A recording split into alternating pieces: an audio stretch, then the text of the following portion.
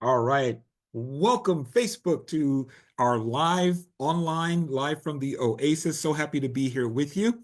Well, today is the day that we are doing the 100th episode of our series, Who's the Boss? Women and Men in Biblical and Cultural Context. And as I put it on my Facebook page, this is Who's the Boss, the sermon series, not Who's the Boss, the television show. Okay.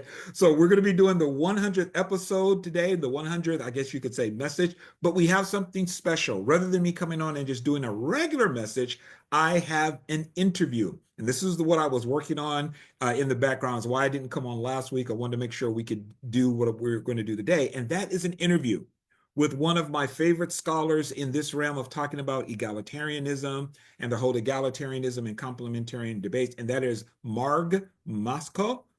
I got a chance to interview her last week, so I'm going to play that interview for you this morning. So Aaron won't be on this morning. It'll just be Marg and myself. I interviewed her. It was supposed to be for 1 hour, and I end up interviewing her for almost 2 hours. So yes, it's going to be kind of a long interview, but we had a great time. I think you will enjoy it. You can always come back to it if you can't watch the whole thing in one setting. But we're going to play this interview and it'll be on my Facebook page. Also, it will be released later today on our YouTube channel, Keeping It in Context with Mike Davis, KIC TV. But today, right now, I'm going to play that interview with her. And again, we talked about a lot of different things. We've talked about how she got started. We talked about her website, how that got started. And we talked about one of the major things we talked about was Ephesians chapter 5 from verse 21, 22 on to verse 33 and the relationship between men and women. So this was a great interview. And we talked about a lot of other things as we were going on. So sit back, relax. I'm going to get this set up now. Hang on for just a second. And yeah, going to get this set up for you. Make sure that everything is in place. And then I'll be back at the very end to share with you when we're done. Okay, making sure everything is set up here. And here we go.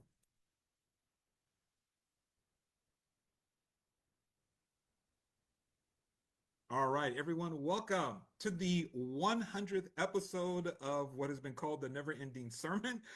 Who's the Boss? We are on episode 100. And as promised, I have a special guest. We have with us today Marg Mowczko. Did I get that right, Marg? Yeah, that's pretty good. Mowczko. Okay, pretty good. All right. And I want to interview her. We're going to talk about her life a little bit, how she got into the field of uh, studying and writing about and speaking about egalitarianism. So let me just interview her just a little bit here. So Marg, you reside in Australia, Yeah. north of Sydney. I've been to Australia once in my life. I came there for 3 weeks. And did a training. It was an international training, and I was one of the facilitators. So yeah, I think we were in the Gold Coast, and we were there for like 3 weeks. Okay. So yeah, but no, I loved it, absolutely loved it. So you're in Australia, north of Sydney. You've been married to your husband Peter for 40 years. You are the mother of two grown sons, and you have two daughter-in-laws. And also you have four, according to your website, four Yeah. adorable grandchildren. That's you right. and you love being a nana. Yeah. Now Yeah. I got five grandkids and I love being papa. So Yeah. I understand that completely. Now you have a bachelor's of theology from Australia, from the Australian College of Ministries, and a master's degree with a specialization in early Christian and Jewish studies from, is it Macquarie. Macquarie, Macquarie Macquarie. University. Yeah. Okay, and you did a thesis on deacons and Phoebe Yeah. and won an award for it. I did. And I'm Yes. wondering what kind of award was it? It was an award for the best essay um in my particular subject for that year. Yeah. Okay, wow. Yeah. Okay, that's cool. Okay, so that's a little bit about you. Anything else you want to say about yourself before we move on? Oh, no, I think that kind That's of it. covers it, and we'll Okay, probably learn a bit more as yeah, we go one along. one thing I gotta say, which I Yeah. really kind of discovered today. I was going over your website, I was looking over something. I was going back and listening to some old recordings that you've done from a year ago, and one of your recordings you talked about, and I had heard it before, but it kind of went by me that you used to sing, and you had I music did on. used to sing. I Yeah. went to your website, found the music, and I was like, oh my gosh, she had just such a beautiful way. My wife is going to love it. My wife sings. I thought she's going to love this. So I just got to say, beautiful voice, just Oh, thank absolutely you. beautiful voice. It's no longer beautiful, which is why I'm writing, Yeah, instead I of heard you writing say that. songs, I'm writing blog posts. Yeah. Yeah, I pretty much lost my voice with Oh menopause. wow. Well, Yeah. I pray that the Lord gives that back to you. You had a beautiful Mm, voice, absolutely thank beautiful. you. I was listening to the music. I listened to several of the songs. I was like, that's Marg, because you're so quiet. When I see you, you have a very soft, quiet demeanor, and I'm hearing you singing. I'm like, oh my gosh, I had no idea that was going to come out. So I just thought it was wonderful. Okay, so in terms of my meeting you, I came Mm, across your website in about 2021, 2020, uh, well, 2021, 2022. It was during the pandemic. right. In 2020, I had started studying this whole area of egalitarianism, complementarianism in preparation for the messages I knew I was going to do. And in the midst of, I don't know what it was I was researching, but I know I was looking things. It was probably First Timothy chapter 2. That was the one I was really stuck on. I was like, okay, how do I understand this? And I think I came across your website and I was like, oh my gosh, it's like a plethora of information here. And I just started going through it and I ended up contacting you. And I went back and actually went back over some of the texts that I sent you. They were still on Messenger. It was July of 2022 that Right. yeah, it was Wow. actually July 16th, 2022, my very first text to you. So it was almost 4 years ago. And it's so funny because I was reading over it and I asked you then about interviewing you when I finally in my series got to Phoebe. And I thought I want to interview you when I get to Phoebe. And I thought to myself, here it is, almost 4 years later, and I'm still not towards Phoebe yet. So when I do get to Phoebe, I will be calling you again saying, hey, Okay. Marg, Yep. can you come back on and talk about Phoebe? But I am happy to have you here today because again, this is the 100th message. I wanted to do something special for people who've been following the series, supporting the series, and you have been someone. You've been a great help. It's one of the reasons I did want to interview you because behind the scenes, you've been such an encouragement to me.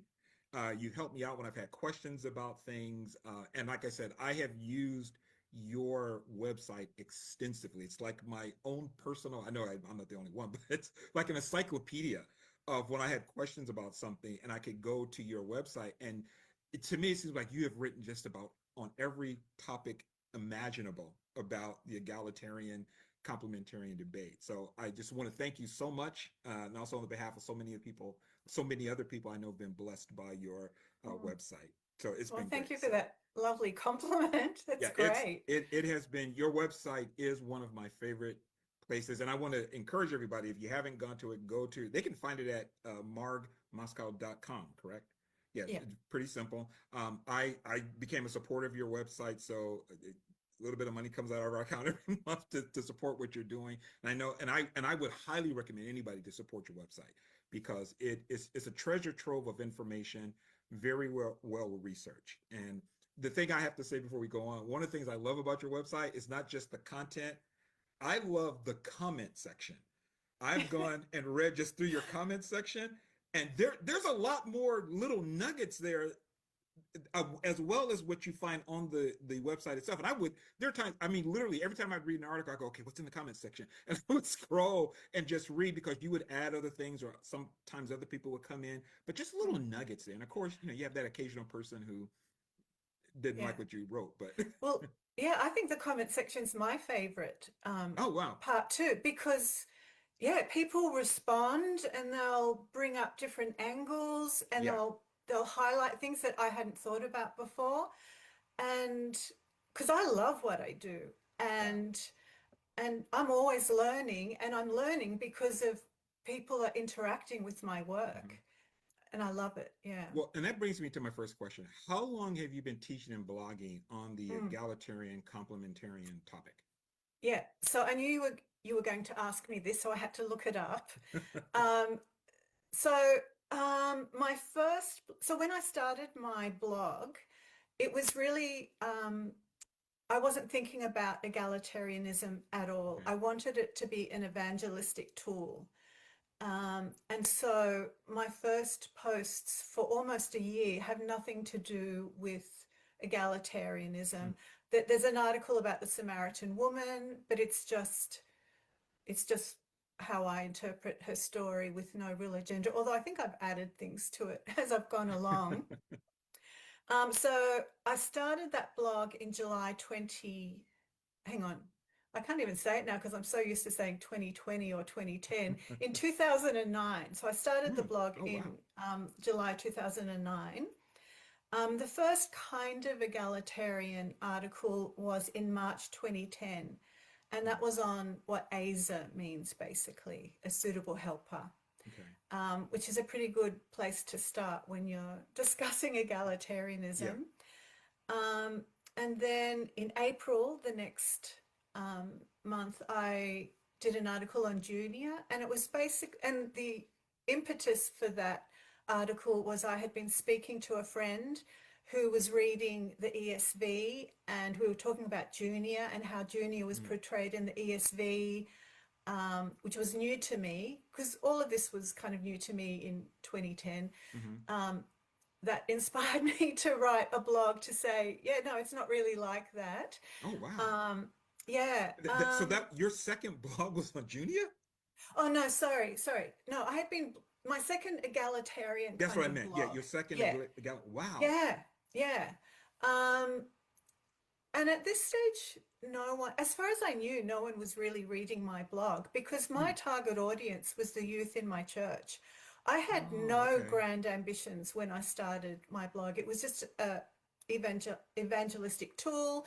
And whenever I was writing, I had a particular girl in my head who was part of our youth. Hmm. Um, and yeah, because before that I had MySpace, which is where all our youth were.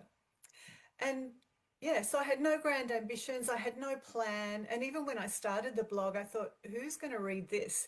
Because that, like in 2010, every man and his dog had a blog. Right.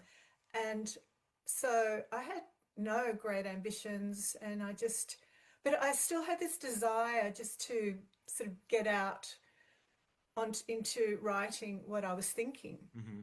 That was basically all it was. So yeah, suitable helper in March 2010, junior and the ESV, and I've changed the name a bit now because Hmm. I'm always adding. I'm Hmm. always adding to my articles almost every day, I think, or That's every one. second day. That's one thing I do like about your website and your blog is that you do add, because I'll go in there sometimes and I see you've added something. I went, oh wow, she updated this. I Right. think that's really Okay. cool. Yeah, and sometimes it'll just be something in a footnote or something Hmm. will be a postscript. I have articles where the postscripts and the footnotes are like way longer than the original article because I'm Yeah, just, I've seen that. yeah, like this week I've been reading Tertullian and I've just added bits to two articles, Hmm.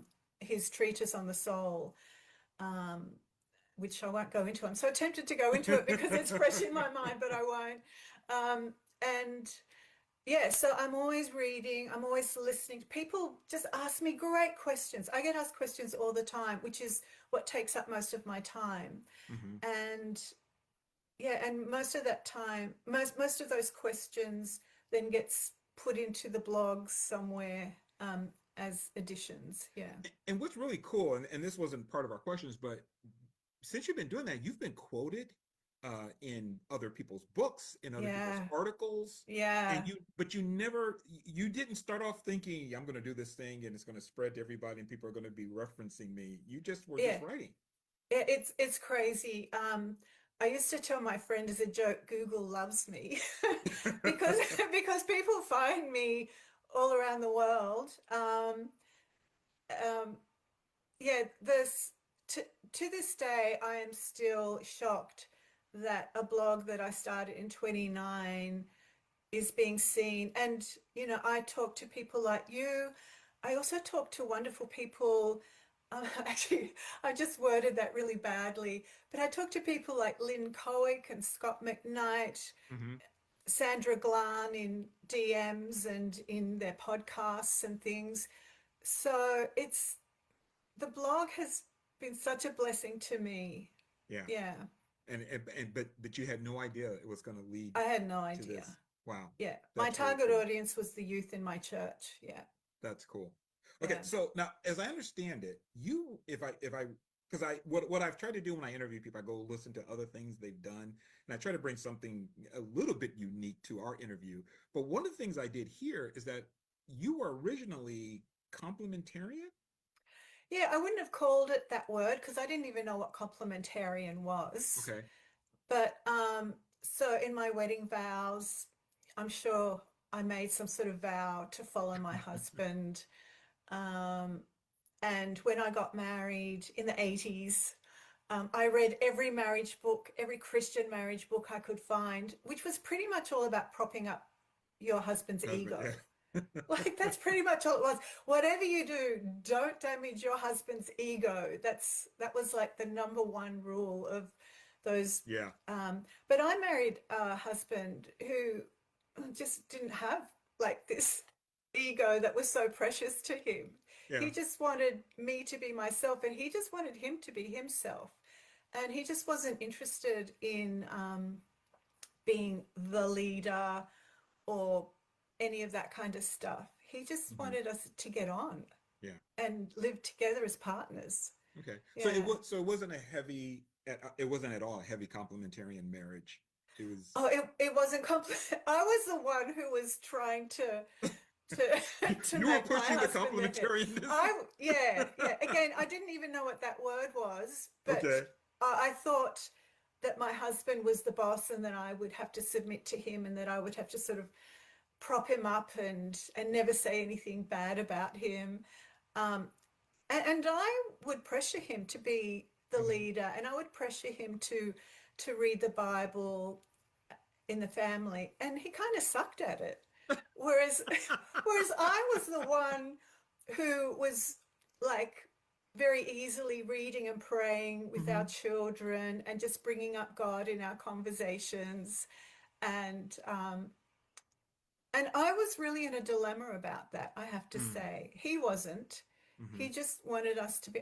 He told me to stop reading those marriage books because he could always tell me. He could always tell when I'd been reading those marriage books because I'd have this sort of um, extra sort of push to be a particular way, and he goes, just cut that out. Just Wow. be yourself. Yeah. That So I married a good man. it almost please tell your husband it almost makes me want to not almost want to interview him and ask him about his mindset because that's phenomenal. That really is because Yeah. technically according to the books you were being the ideal complementarian wife. I mean you Right. it's like pushing him to be the leader and Yeah, yeah, yeah. Wow. Well, yeah. so what started you studying on this topic of looking at Mm, the egalitarian and getting more into that? What led you to that? yeah. So there wasn't like a very decisive thing, except when I was in my 40s, I just felt like God was calling me to be a bit more of a leader, Hmm. which went against my personality because I was really shy growing up. Even though I was singing, music somehow got me beyond my shyness because I loved music so much. But in our church, people like the pastor would ask me to lead communion because we were in a Pentecostal church Hmm. that wasn't particularly um, wasn't egalitarian, but no one had heard of the word complementarian. Hmm. Women could use their gifts. I was really encouraged to use my Bible study gifts, which I did for women's groups. um, so I've been in some good churches, but I still really felt from my own reading of the Bible, even more than what people were telling me. So from my own reading of the Bible, I really felt that I couldn't be a leader. Hmm. And this was something that I wrestled with God about. I would talk to God, well, how can I do that or say that because I'm a woman? The funny thing is, I had no problem singing in front of people Hmm. and songs that I wrote, so kind of like my own theology or whatever, because somehow singing was different to speaking, which of course makes no sense at all. Yeah. But anyway, so at some point in time, I started learning Greek because ever since I got saved, even as a young girl, as soon as I realized the New Testament had originally been written in Greek, I thought, yeah, one day I'm going to learn it. And for the last 15 or so years, that's what I've been doing. I'm still actively improving my Greek skills every day, almost every week. Because, yeah, from the moment I got saved, I loved the Bible, like as a 10-year-old girl. I've read the Bible every day, no problem. It was something I was really passionate about. I found it easy. And yeah, so I one night I really remember sort of wrestling with God. Yeah, no, I really can't be a leader. I really can't be a speaker. And so I read Romans 12 verses 6 to 8 because that's where I was up to in the old NIV. And it says, if a man's gift is let him, let him, let him, let him. And I actually remember saying almost, maybe it was out loud, but I remember saying to God, see, God, I can't be a leader. I can't be, a teacher unless it's for women because man. And then I thought, hang on, let me just check the Greek. And I'd really only just been learning it for a short while. And I wept. I literally wept. I'm still getting emotional thinking about it because when I looked in the Greek, there was no word for man in any shape or form in the Greek. And there were just a whole bunch of participles, which are masculine participles. But I often say that that particular way, that particular grammatical construction is almost exactly what you have in John 3:16. And no one is saying whoever believes refers only to men. Yeah. And pretty much every modern recent English translation of Romans 12:6 to 8 is completely gender inclusive or gender neutral now. If a person's gift is, and some of the gifts are like being teaching and leading is one, being generous. I really should know this verse a bit better, but yeah, there's like at least half a dozen ministry gifts there. And in the Greek, it's gender inclusive. Every list where it lists gifts, and often teachers or teaching is part of those gifts. So that's Ephesians 4:11, 1 Corinthians 14:26, I think, Colossians 3:16.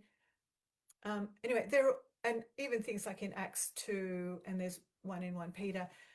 In the Greek, it's completely gender inclusive. There's nothing in those lists that seems to think, well, no, teaching or leading is really only for men. Yeah.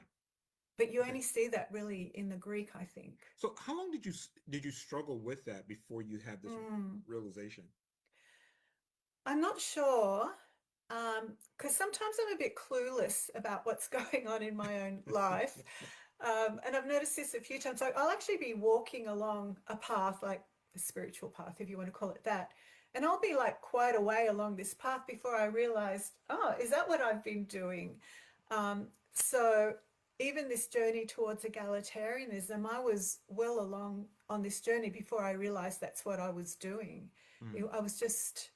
I guess I was just exploring different things without even consciously thinking, I need to find out about this. Does that make sense? Yeah, Maybe.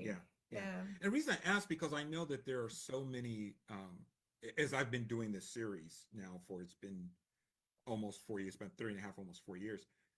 And one of the things that I've heard from different women and a very, really good dear friend of mine is that they struggled with their call and the confidence because of certain passages of scripture. Sure.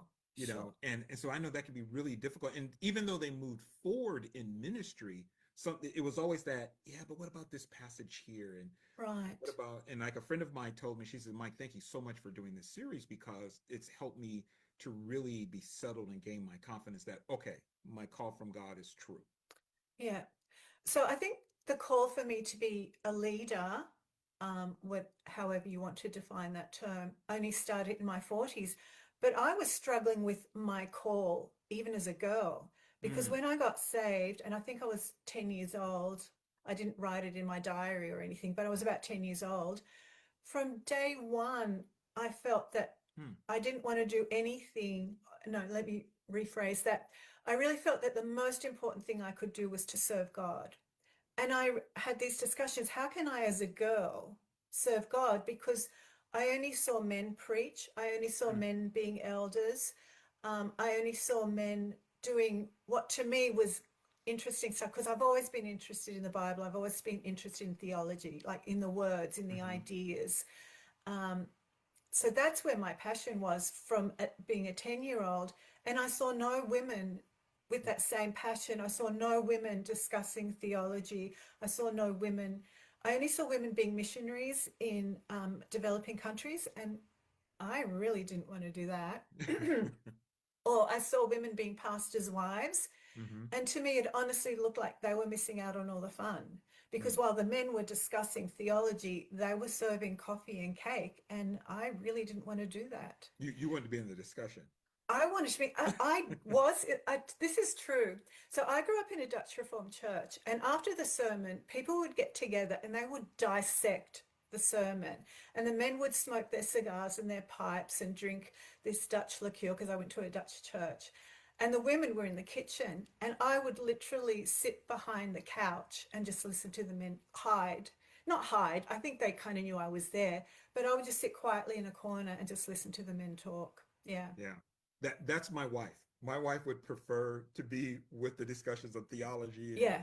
Yeah. and the word of God and how to talk about it rather than being somewhere talking about something else. Not that, she'll go, it's okay if you want to do that. I just want to be where the theological discussion is. So that's Yeah. amazing. So hearing you say that, it made me realize, and again, it's going a little bit off script here, but I thought, man, okay, you were 10 years old, you had a call, you knew even then you had a Yeah. calling, and it made me think, how many young ladies, young girls, females are not fulfilling their call because of this Yeah. idea that you because of your gender For you sure. can't do this, but For they have sure. this that feeling is that but I'm called to something though. And Yeah. wow, that's amazing.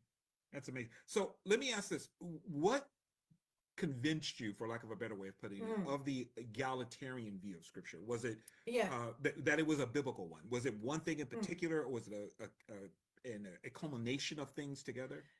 Yeah, I think it was a culmination because I had that Romans 12 thing, where I read it in English and I read it in the Greek, and I'm going, yeah, it's different.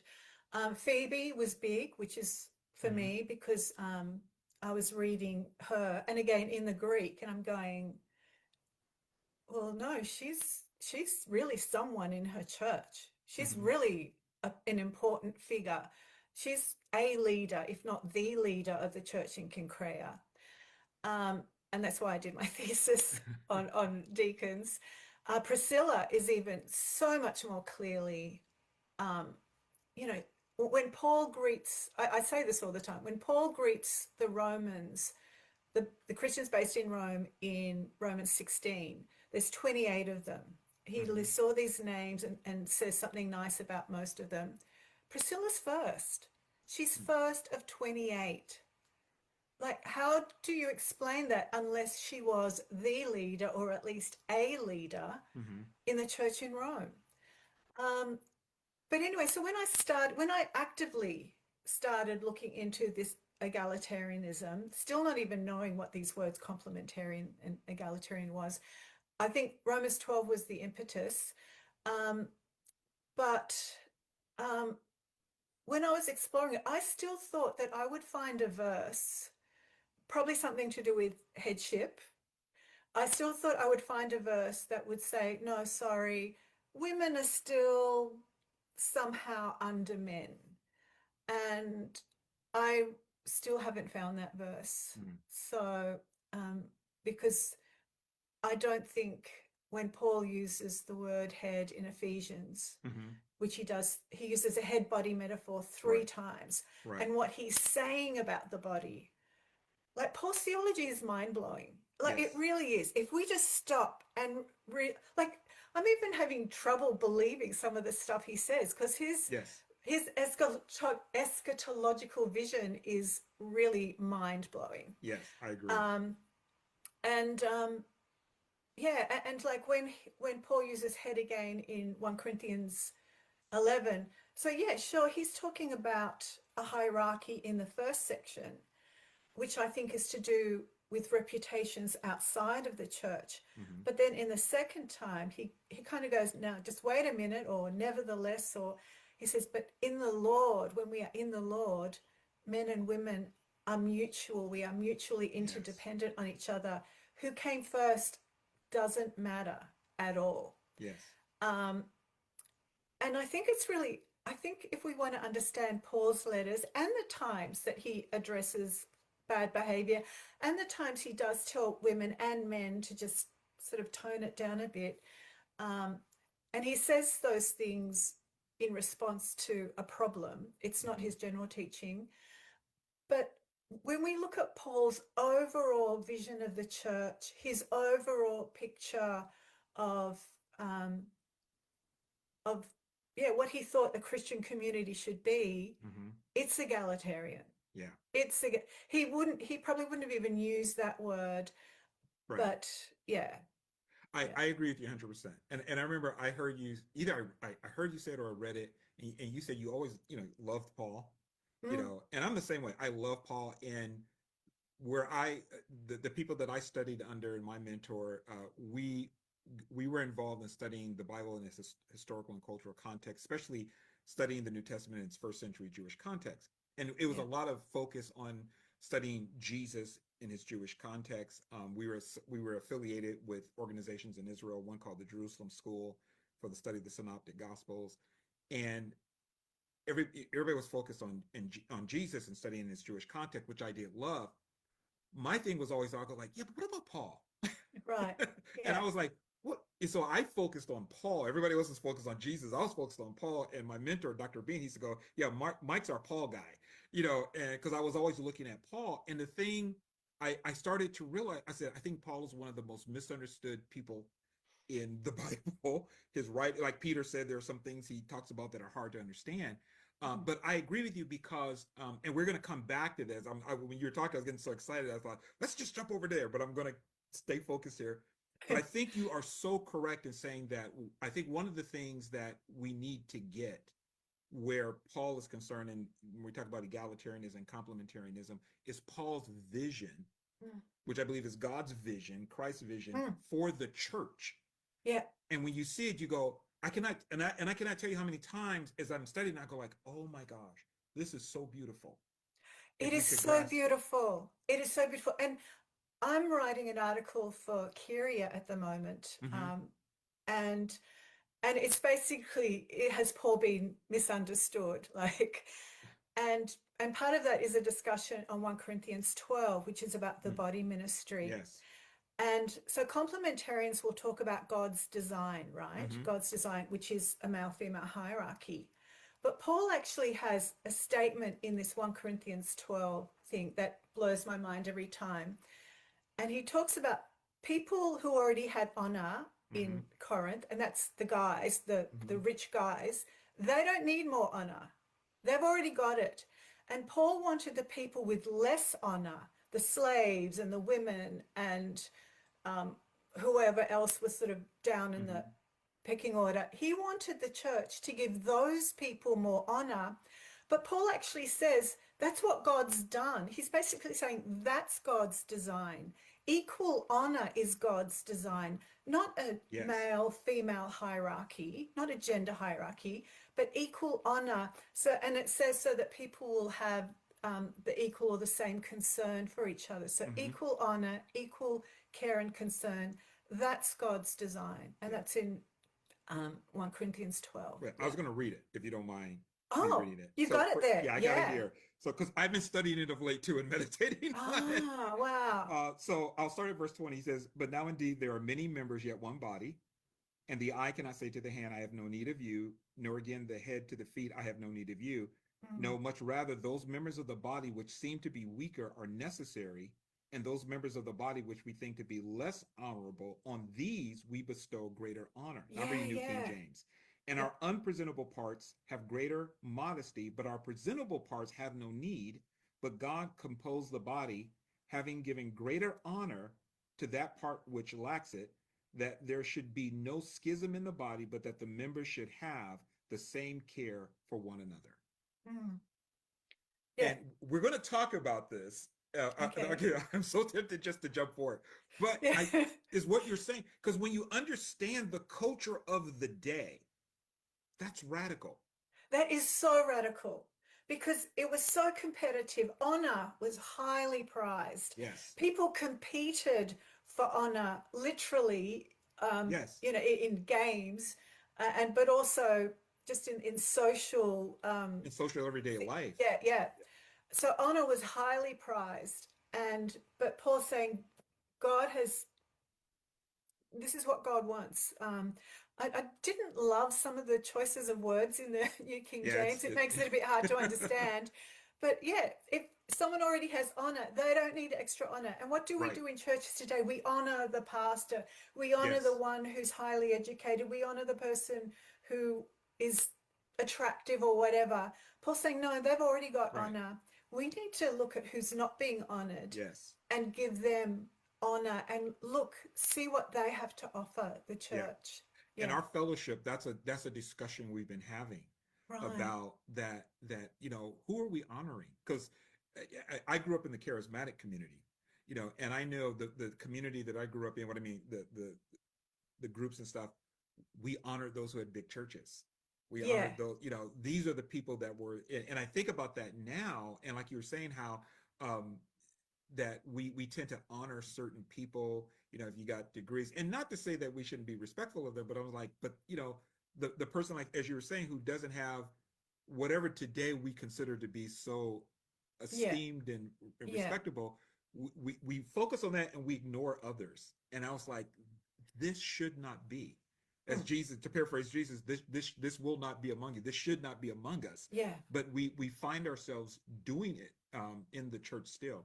So I want Mm, to come back to that because again, I think you are just so correct. Is that I think one of the keys to really understanding um, the relationship between men and women is to understand the vision that Paul was articulating.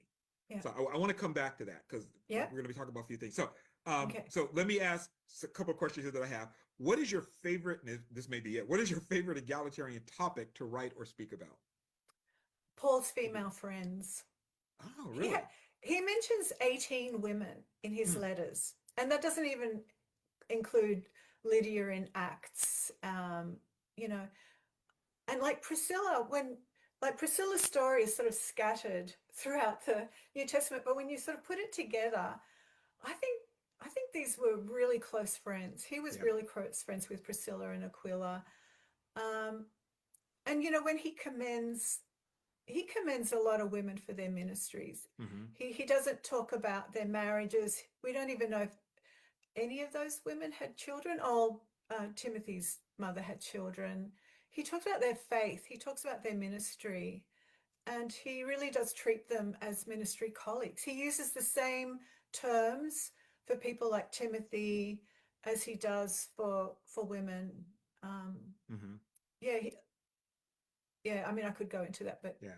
I don't think we've got enough time. But Yeah, Paul does commend, and I know I was thinking earlier when you mentioned Priscilla that he mentions her first, and I think if people are not aware of the way things worked within a first century world, names and positions of names were important, yeah, and that he mentions her first, yeah, that is significant. That's not yeah. just something you First skip over. before her husband, and Right. first of 28 Christians Yeah. in Rome, and those other 28 were probably really well known for them, Yeah. or they were really well known for their ministries because Paul mentions their ministries.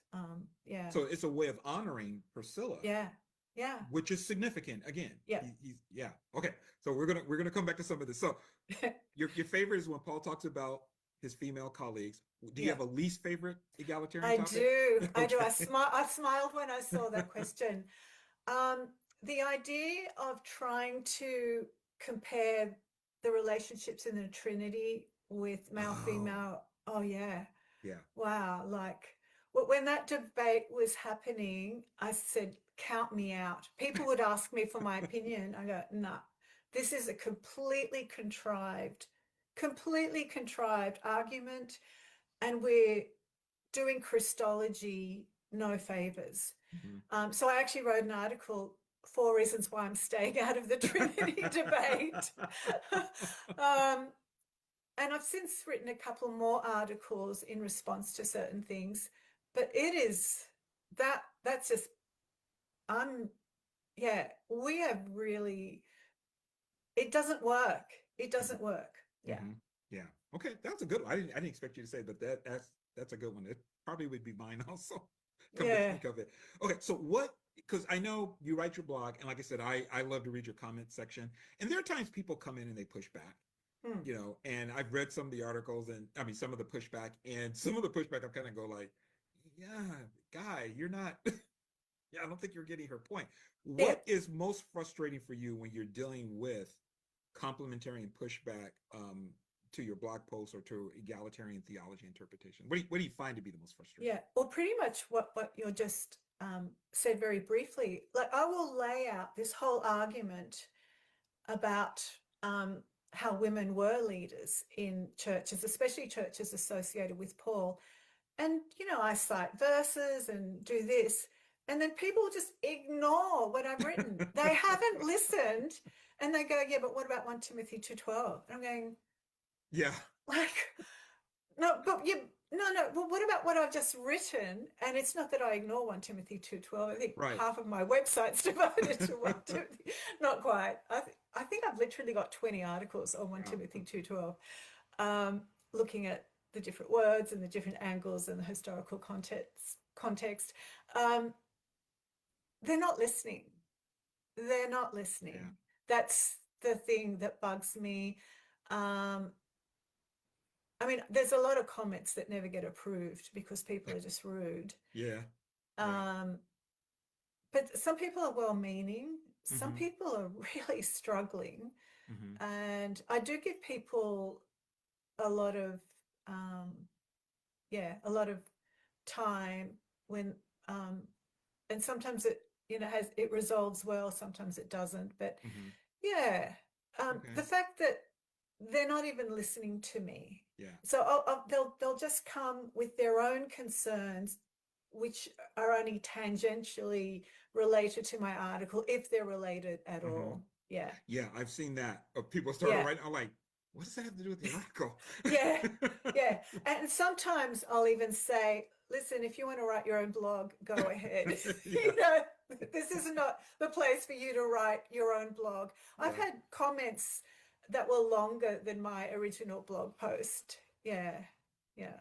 Yeah. Okay. So the other thing I want to ask about is how do you respond to, because I've had this brought to me. It was said about me a couple of times. How do you respond to the accusation Mm, against egalitarians that we're just going through a bunch of, when we're breaking down text, trying to explain it, we're just going through a bunch of mental mm.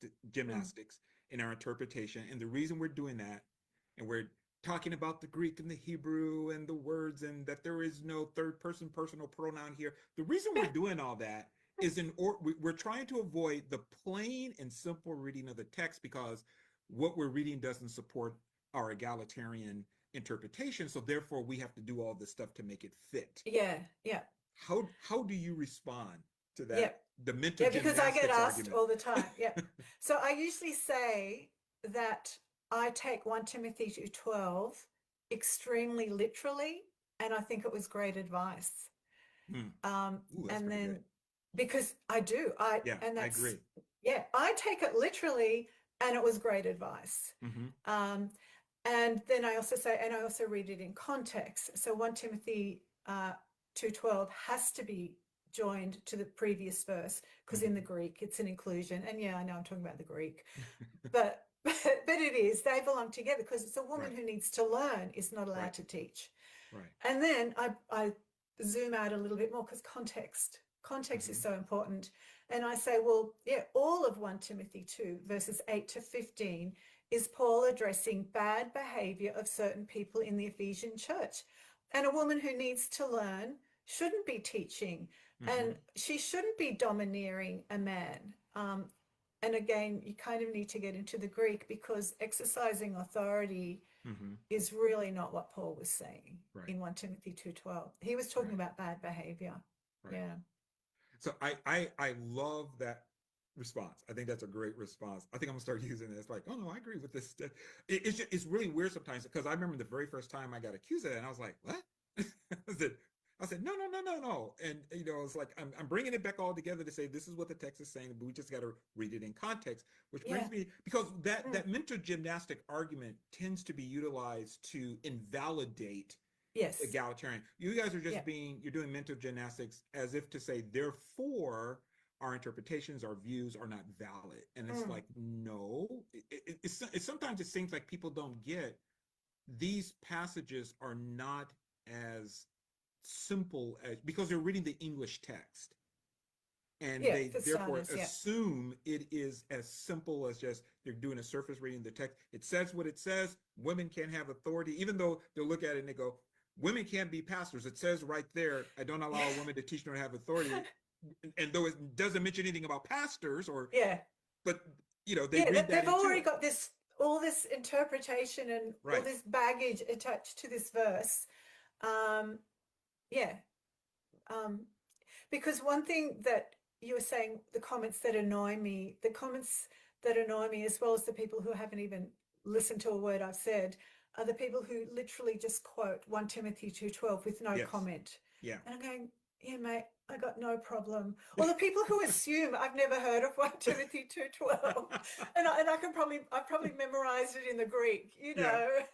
And that is funny. I've heard others say the same thing. It's like they quote 1 Timothy 2:12 as if you guys have never read that. It's like, oh wow, I didn't know that was in the text. That just blows away my argument now. I didn't know that was there. And I'm thinking, yeah. And what always amazes me when they do that, they quote that text as if it sits in a vacuum by itself, that nothing comes before it and nothing comes after it. And that always amazes me that it is read out of really context, which brings me to my next question. Yeah. How important is context, especially now? Context is why, but I want to focus on, because I want to go somewhere, the cultural context and understanding the scriptures. How important is it? I'll answer your question, but I really want to preface it by saying the context of the whole letter is so important. It's so important with understanding how Paul uses head, body in Ephesians, because he does it a few times.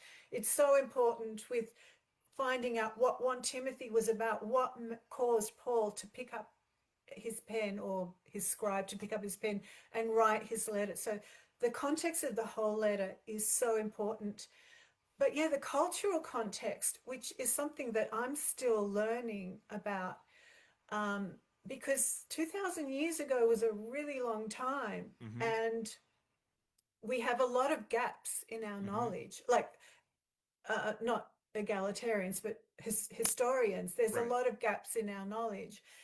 And, before they would just sort of concentrate on wars, but now historians are concentrating even more on domestic life and just everyday social customs.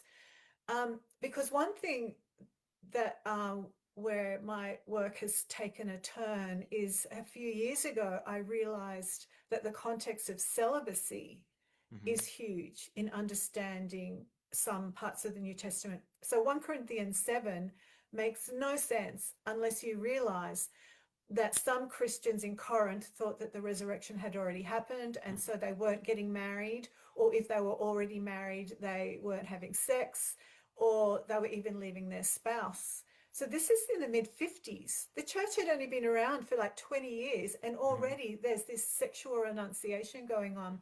We see this in 1 Timothy, because I actually think that's what's happening with this woman in 1 Timothy 2:12. So if we have no understanding of this big undercurrent, and not even an undercurrent, but this idea that was really floating around, that sex was somehow a problem, we won't understand why Paul is saying and what he's saying. Even Titus 2, in Titus 2, there's these qualities, virtues. Let's use the word virtues.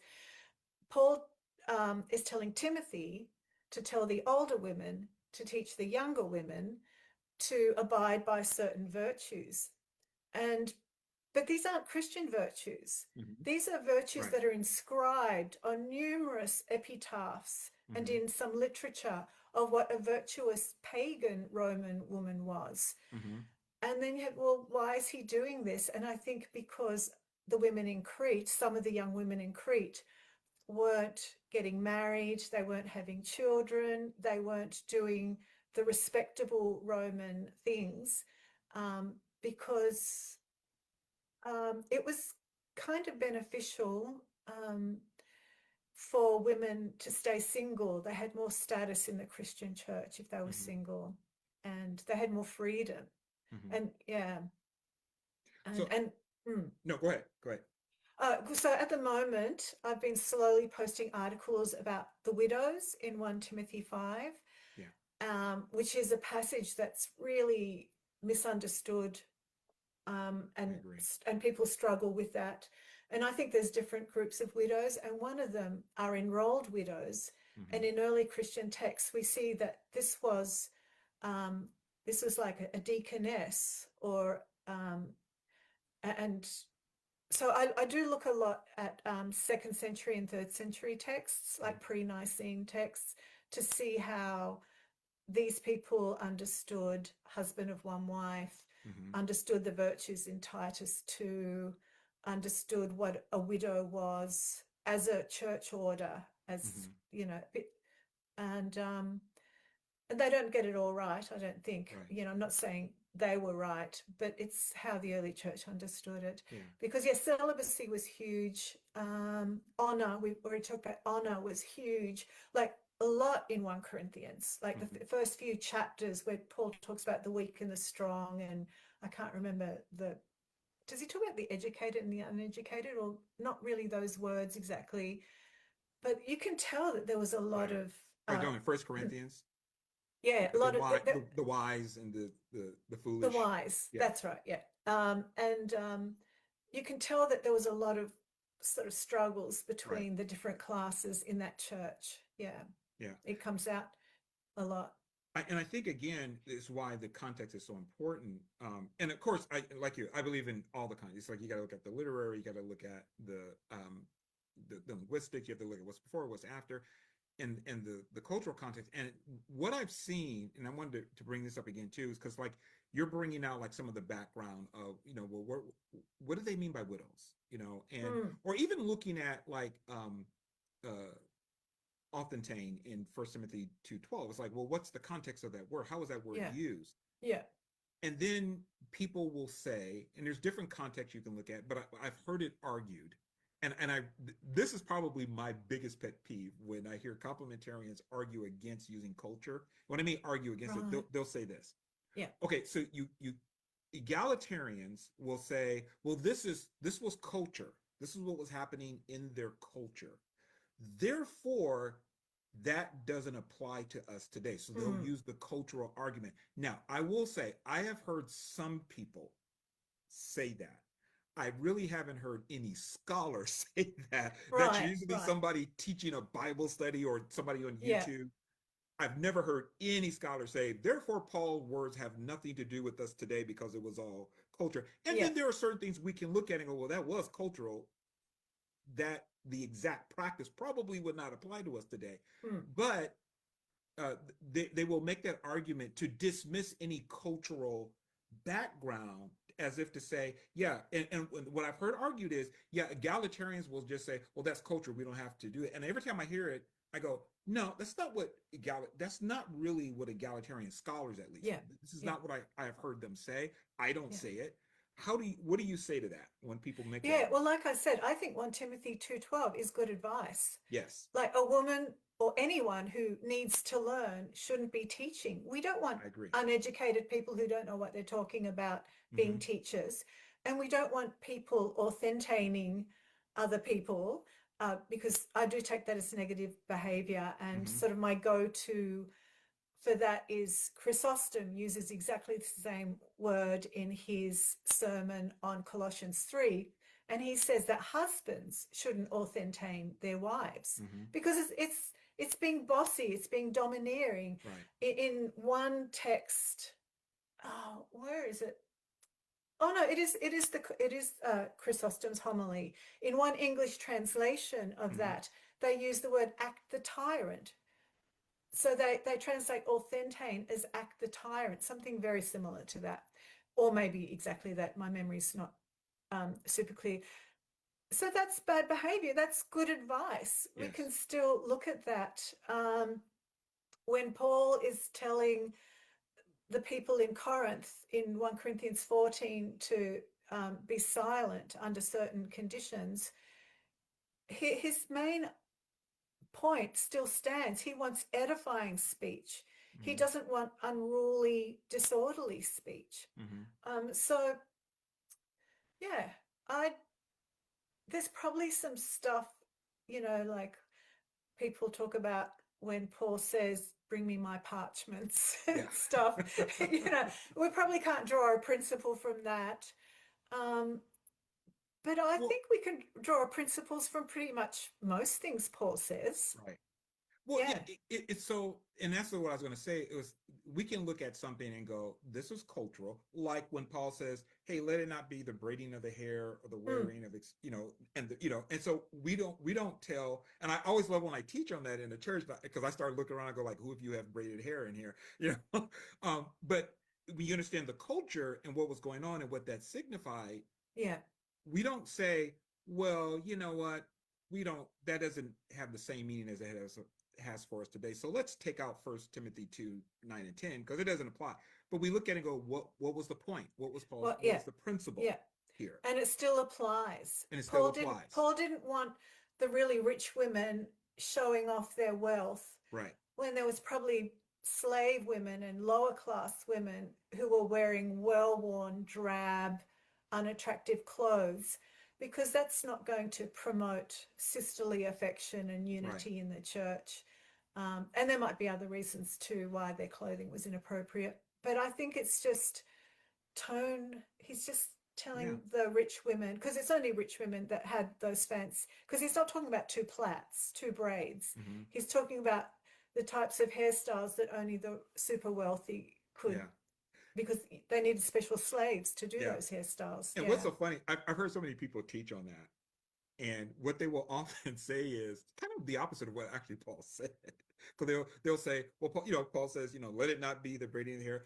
Paul is not saying you can't look nice. Paul is not saying, and I'm kind of going, well, actually, within the context of the day, he kind of is saying don't do He, that. yeah, he But is. Yeah. what they end up doing, again, if they don't know the cultural background, then they have to reinterpret the text in such a way as to Mm, say, well, what Paul is really saying and what God is really saying, he's more concerned about what you are on the inside than on the outside. And I go, well, yeah, no, he actually was saying don't wear those clothes. yeah. But again, it becomes of not understanding the culture, and then Yeah. because I think people get concerned of, well, then we're going to be legislating how people should dress. It's like, no, you're not getting the point. I did a class on how to study the Bible in 2025. And one of the things we talked about was here's the cultural context, but what's the timeless truth that we pull out of it, that we learn from it. And I think sometimes people don't get that. And so in the complementarian sphere, I've heard some, not all, but I've heard some will kind of, again, it's to dismiss egalitarians to say, oh, they'll just point to culture and say that this doesn't apply, and this is Yeah. their way of getting around the Yeah. text. That's not Yeah. what we're doing. It's not, but you know what? In a way, I understand it because I struggled for years with 1 Corinthians 11, and Mm-hmm. I thought women really had to cover their Cover their head. hair, yeah. Um, and and I literally, there was this question time in the middle Mm-hmm. of Sydney, right at the big Anglican Cathedral, which was right next to Sydney Town Hall. And once a month, maybe, I don't know, but they had this question time where you could ask the Archbishop anything. Mm. I asked him. I asked him about 1 Corinthians 11. I think I was like 21. Yeah, I was 21, 20 or 21 at the time. And I said, well, does that mean I have to cover? And he said, oh, it's a cultural thing. And because he answered lots of questions, that's kind of all that. And I was so unimpressed with that answer. But you know what? It is a cultural It is a thing. yeah. And I don't even think he was telling ordinary women to cover their head because at the end he says hair is their covering. I Mm-hmm. think some women in Corinth, probably the same women who were renouncing sex and thought the resurrection had happened, they were cutting their hair short, Mm. like Thecla. Again, outside of the New Testament, we have all these texts from the 2nd century onwards of women cutting their hair, Yeah. wearing men's clothing, because, and like even in the Gospel of Thomas, which is obviously a non-biblical book, there's this idea of women becoming men. And if you have no idea of this whole what was happening in the church at that time, um, it makes it harder because 1 Corinthians 11 is really hard to understand. Yeah. It's really hard, and everyone who's sensible knows that. Yeah. And Yeah. I've heard some unsensible teaching. Well, I literally heard somebody say this verse is this passage is perfectly understandable, and I'm like, Okay. really? Yeah. Really? I'm Yeah. going. People have spent hours, burned a lot of electricity Oh, trying to figure out oh what this yeah. passage is saying. I'm still trying to figure it out. Uh, Yeah, I'm still going and over it. yeah, and like my interpretation is not the same as other people's interpretations, and I'm kind of cool with that because Yeah. as long as their interpretation actually deals sensibly with the text, Yes. I will listen to them. Yeah. So okay, so that brings up something else I wanted to ask real quick, and I may be Yeah. jumping ahead here, but one of and I'm kind of dealing with some of the pushback that egalitarians get, and I have not found I don't think they're fair when they do it, because Yeah. maybe one person have said, but then it'll be generalized to all Right. egalitarians or Right. egalitarian Right. scholars, and one of them Yeah. is, well, egalitarians can agree on the interpretation of this text, Yeah. as if having multiple views of it somehow again dismisses the Yeah. egalitarian view. What would you say Yeah. to that? Um, well, like I said, I don't have a problem with people having different interpretations. So I really respect Sandra Glan, Mm-hmm. completely respect her. I have a very different interpretation of 1 Timothy 2:15 than Mm-hmm. her. Yeah. And she respects me too. She's Yeah. someone who I've DM'd behind the scenes, and she's quoted me and used she quotes me in her book actually. Yeah. And she will repost some of my articles on her Substack and things like Mm-hmm. that. Um, Lucy Pepiat, another person, has a different There's a different view. interpretation, Yeah. but it still makes sense, and I will listen to it. With 1 Corinthians 14, there's different ways of understanding um, verses 34 to 35. This, and I go, they are all valid Mm-hmm. interpretations, even if I'm leaning towards a particular one myself. Yes. And I think it's good to keep our minds open because I am really open to the fact that I could be wrong on Yeah. things because I am always learning. And I Mm-hmm. have been wrong in the past and I've had to sort of tweak Mm-hmm. my articles a little bit. But see, here's the thing, when complementarians apply 1 Timothy 2:12, there's a line somewhere that women can't cross. Right. But that line and how they interpret what women can't do, that varies so broadly in real life that I think the idea that and complementarians don't agree on everything I either. know. Right. Yeah, They for don't. sure. But like so in like the Keller's church, women could do everything except be an ordained elder. That was it. Like, but they could do everything else. In other churches, women can't even read the Bible from the pulpit. Something that for Mm-hmm. some reason irks me like you wouldn't believe, because I love the Bible. Why can't a woman read words that are already written in the Bible from the pulpit? In some churches, women can't even do announcements from the pulpit, I which is, know. Uh, there's just that such a wide range of interpretations, that so surprised me. applications. That's so surprising. Yeah. I have some really good friends, um, and they're probably watching this, Zach and Belinda. We were all talking about this, and they've been following my series. They were the ones who informed me because I had never seen this. They said, "Oh yeah," they said, in like some of the Black African American churches, they said women can't go up on the pulpit. I went, "What?" They go, "No, you." They said, "You ever notice sometimes women, if they're making announcements, they're on the floor in front." I Yeah, went, yeah, "Yeah." I've I said, seen. and I said, "I Yeah, just thought that was for convenience. I just thought." yeah, Because they got up and they walked up. They went, no. And Zach was telling me, he goes, yeah, he says, the three little steps leading up to the stage, it was considered Father, Son, Holy Spirit. It was considered sacred. And I went, are you kidding me? wow, I had oh, no idea. And yeah, I went, and they said, yeah, you can't get behind that pulpit because it's considered sacred. I went, and I'm kind of like, but they didn't even have pulpits in the first century in the yeah, homes. I said, yeah, so yeah, I was shocked when I started to learn this. I have a friend of mine when I first started this journey in this study named Tyler. and I think she follows you. She's on Facebook, and she was kind of help my guide because I would always contact her and I go, hey, is this true? And she would go, Mike, where have you been? And I said, when I grew up, we didn't have this because Yeah. I grew up in a charismatic.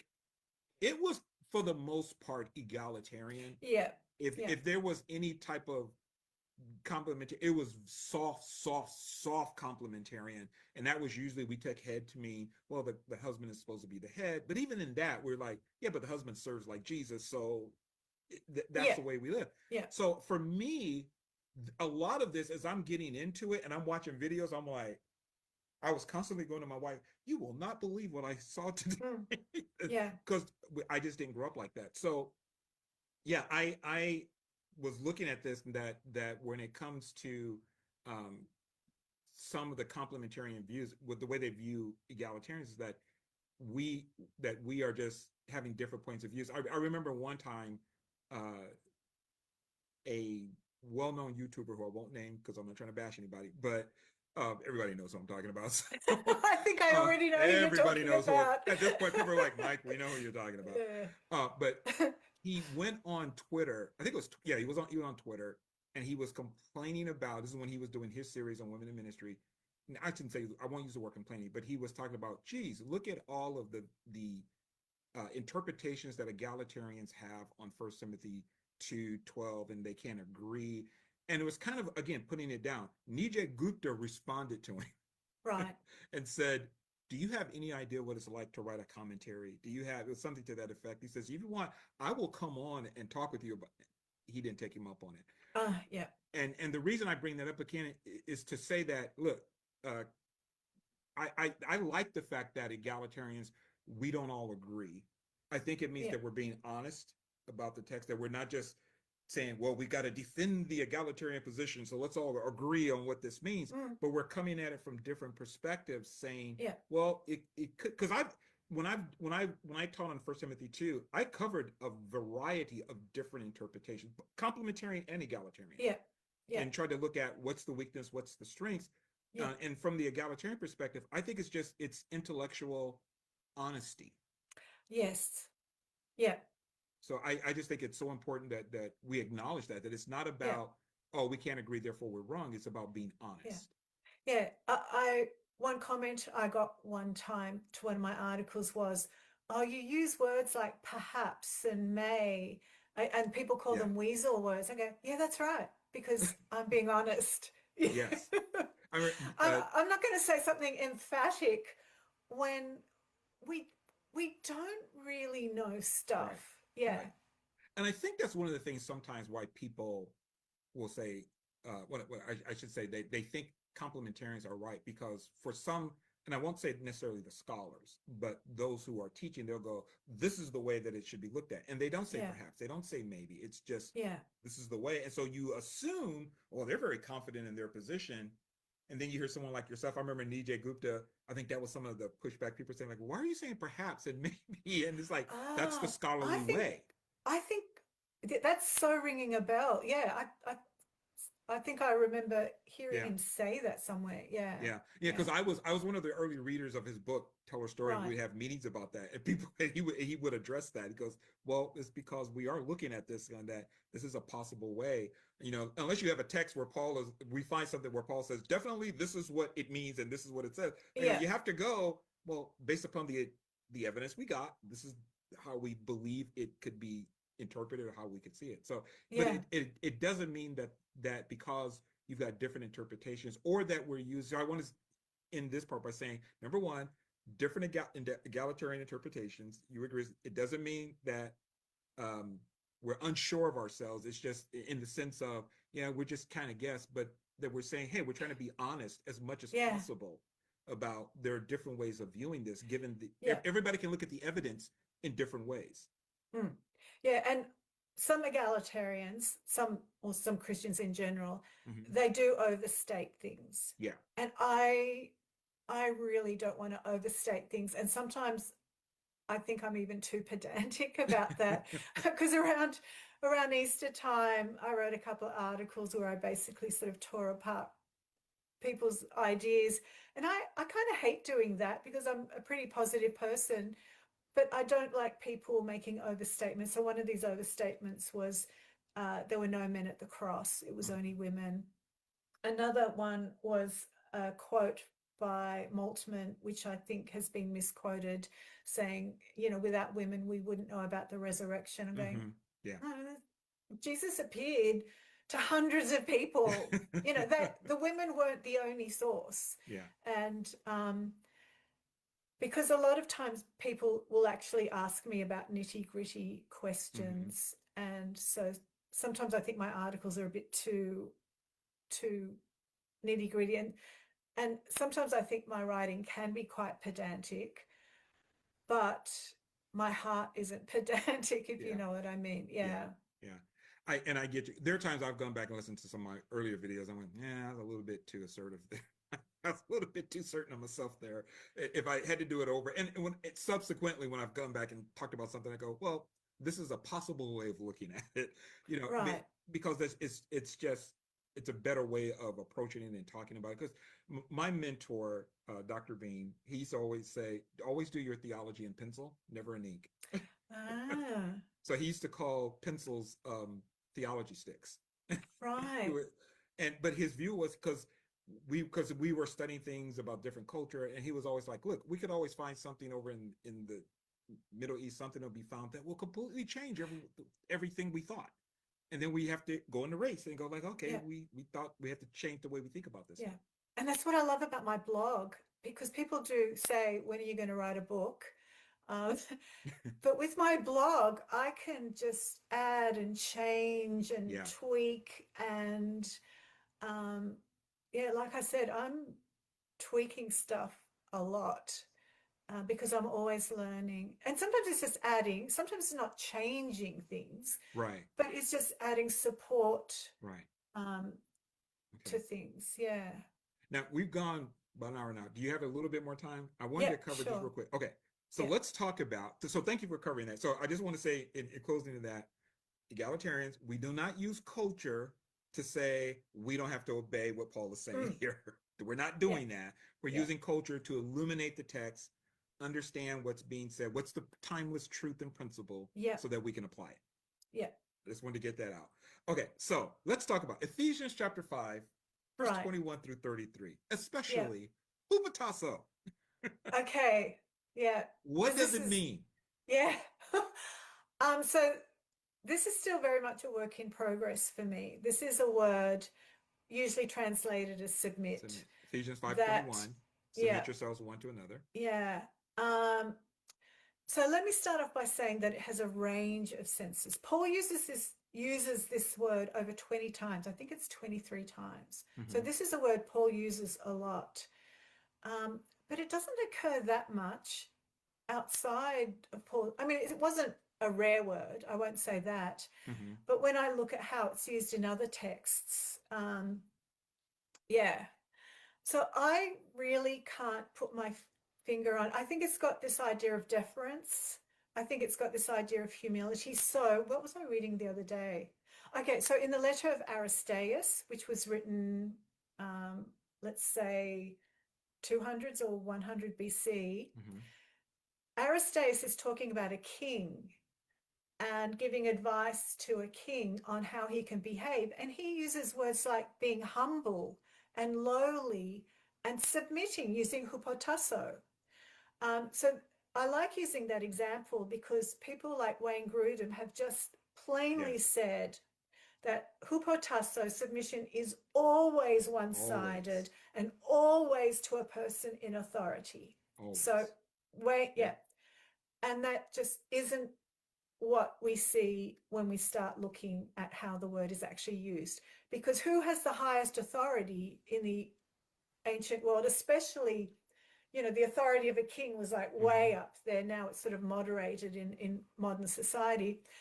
But so this advice to a king is to be humble and lowly and submissive. And Aristeas says, because people like that. Yes. They're easy to get along with, I guess. And another king, this is in Maccabees, one of the Maccabees letters, when because it's been a while since I've looked at it, so I can't remember exactly who it is. It- But is is it Ptolemy?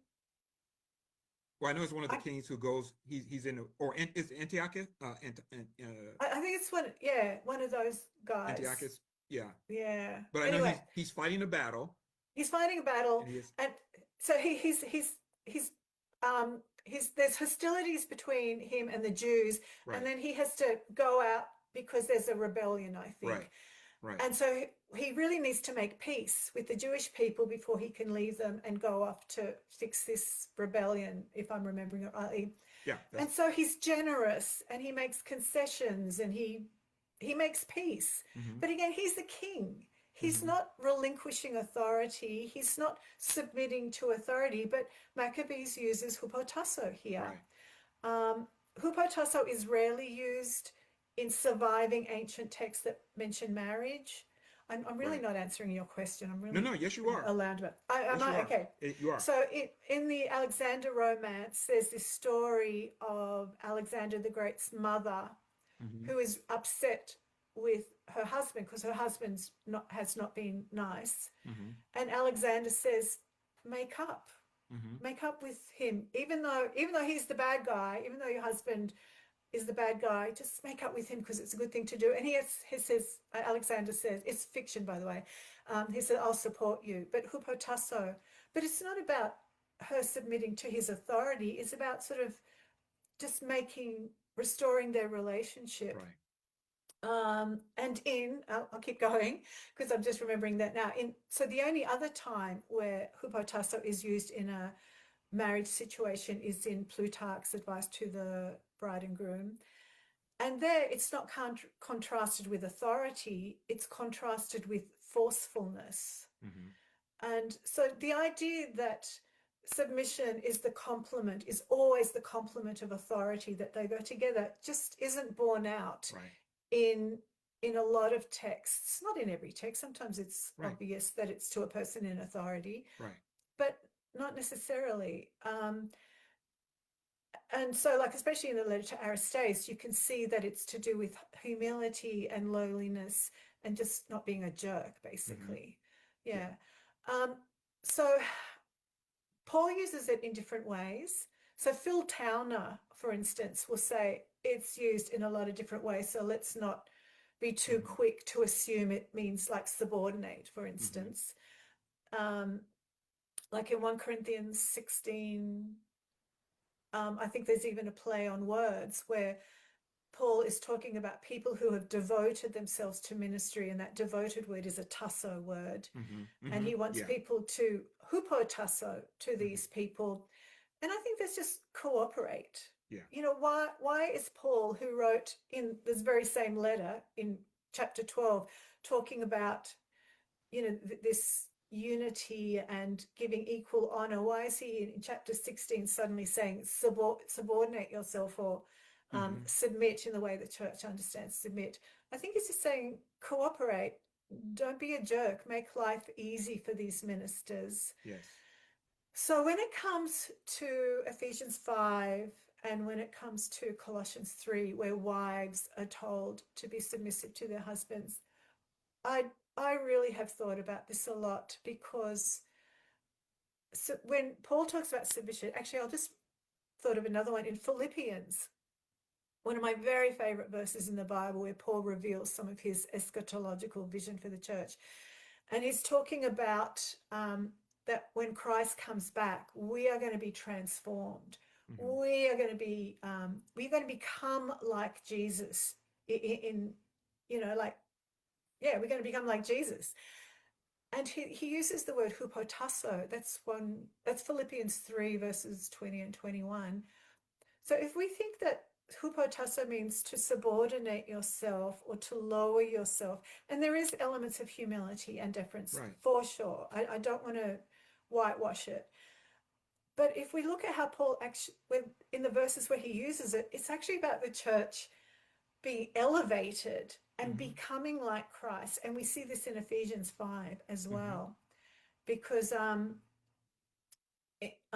whenever Paul uses head and body in Ephesians 5, it's talking about the body becoming like the head, becoming mature, like in Ephesians 4, we are becoming Right. like, is it the fullness? Oh, no, Ephesians 1, the body is becoming the The fullness of fullness of him who Christ. fills all Yeah. in all. Yeah. Yeah. Like, I don't even know what that means. It sounds good to me, though. It doesn't sound like, Paul's saying, church, submit to Christ. It's no, Right. it's submit. And yeah. And so I just don't think we're really getting our head around how Paul is Yeah. using that word. Yeah. So I was thinking this week, if Paul had just wanted to tell wives to be loyal, because I think there is this idea of loyalty, Mm-hmm. there are a bunch of words he could have used, like the pistis word group, Mm-hmm. where we get the word faith, faithfulness, trustworthiness from, Right. or he could have used something from the patho word group, which is to rely on or have confidence in and stuff. Um, but those things require a real sort of, I'm not, see, these are new thoughts, so I haven't even processed them properly. But Paul isn't even saying trust your husband. He's not Right. even saying have confidence in your husband. Right. I think he's Good just point. saying, yeah, I think he's just saying just stay attached Yeah. at the I lowest agree. level. At I the agree. lowest level, he's just saying stay attached. Again, if we think about what was happening in Ephesus, um, 1 Timothy, I think, was written after Ephesians, but people were forbidding marriage in Mm-hmm. 1 Timothy. Mm-hmm. I do think 1 Timothy 2:15 is about a woman who was had renounced sex, and that's why Paul's saying you won't lose your salvation if you have sex and babies. Um, and I wish I could unpack that more, but I don't have time. So I think he's just saying to women, don't give up on your husbands, stay attached. Um, and husbands in that time did have a higher status. Mm-hmm. So that's why they're the head and they're not the body. But the actual basic understanding of the head and body is unity and Yes. connectedness Yes. and connectedness, and the body even becoming like the head. And people just make all these assumptions about what it means for husbands to be the head, but Paul Mm-hmm. tells them. And in one of my articles, which I did last year, I decided to highlight all the verbs that Paul uses when speaking to husbands. So Paul never tells husbands to lead their wives. Mm-hmm. Paul never tells husbands to have authority over their wives. He tells them to love. Mm-hmm. Something that I say a lot is he uses the verb for love, agapao, 6 times when addressing husbands. Like hello, 6 times Mm-hmm. in um, I don't know, what is it, a dozen or so verses. Um, but what he does tell husbands to do is to give themselves for their wives like Christ, and to or to treat them like their own bodies, and their Mm-hmm. own male bodies would have had more honor the than the women's bodies. So So for a man, yeah, let me you jump in there go. for a second, because Sure. this is where I think, again, understanding the culture is so important. Mm, Because, like you, as you're getting ready to say, is that the bodies of men, one of the things I started studying early on was the concept of masculinity yeah, within the Greco-Roman world. And one of the things right. that was important to protect the body of for men, not, Yeah. not necessarily for women, but for men. And just like you were, and I want you to go on and elaborate, that one of the things you had to do was to take care of the body. You esteemed your body. So go ahead. I just wanted to say that that's where Yeah. culture becomes important. Yeah. I probably won't say too much more, but this would have been revolutionary, that a man, the way he honored, treated, fed, nourished, he would have given priority to his own body. Mm-hmm. And Paul's saying you treat your wife the same way, as pretty much equal importance. Mm-hmm. If I had to sort of distill that idea, I would say that the men were to treat their wives as being equally important. Yes. And also, one of the questions that you had for me was like, did Paul want husbands to die for? Um, Because we've always been taught, and I yeah, was taught this too.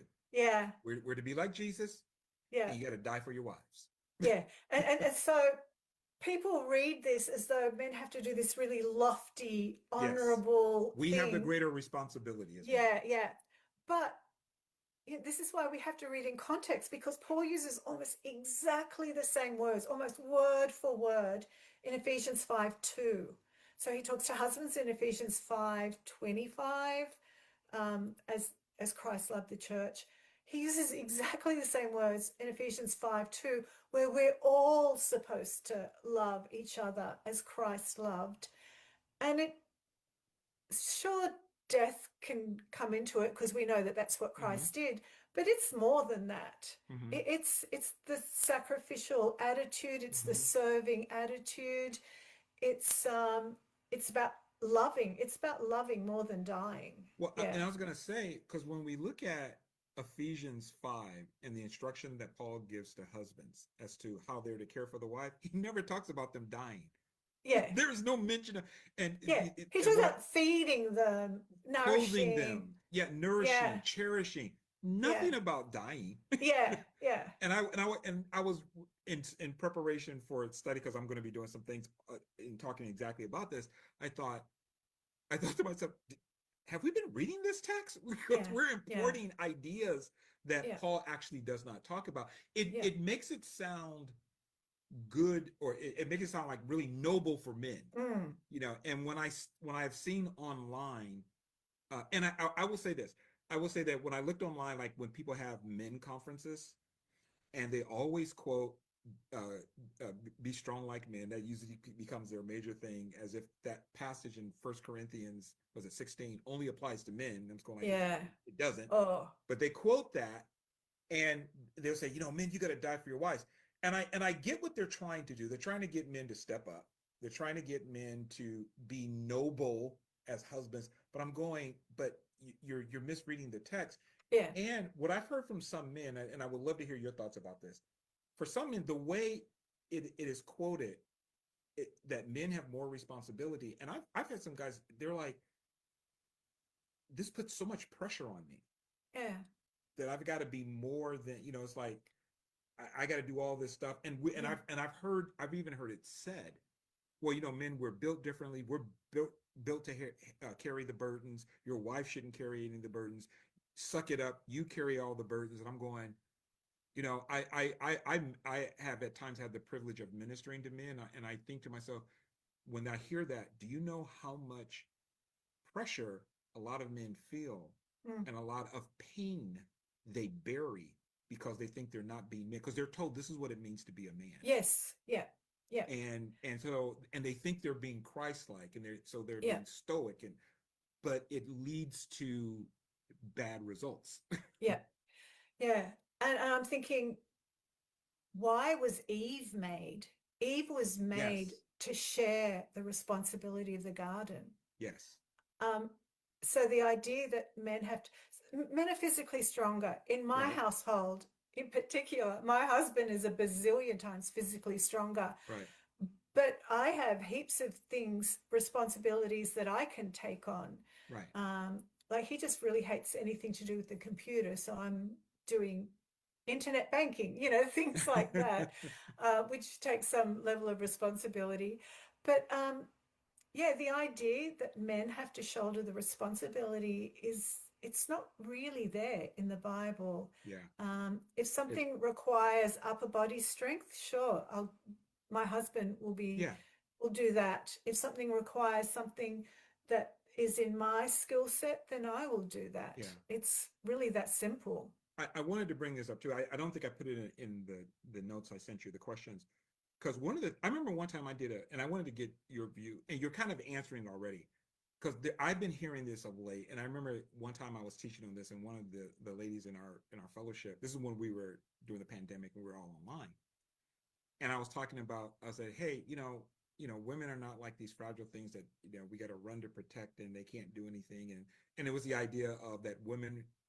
I think I was teaching on Genesis 2, and the idea was that women are created to be under the authority of man, and Eve came out from under the protection of Adam. So I was dealing with all of that.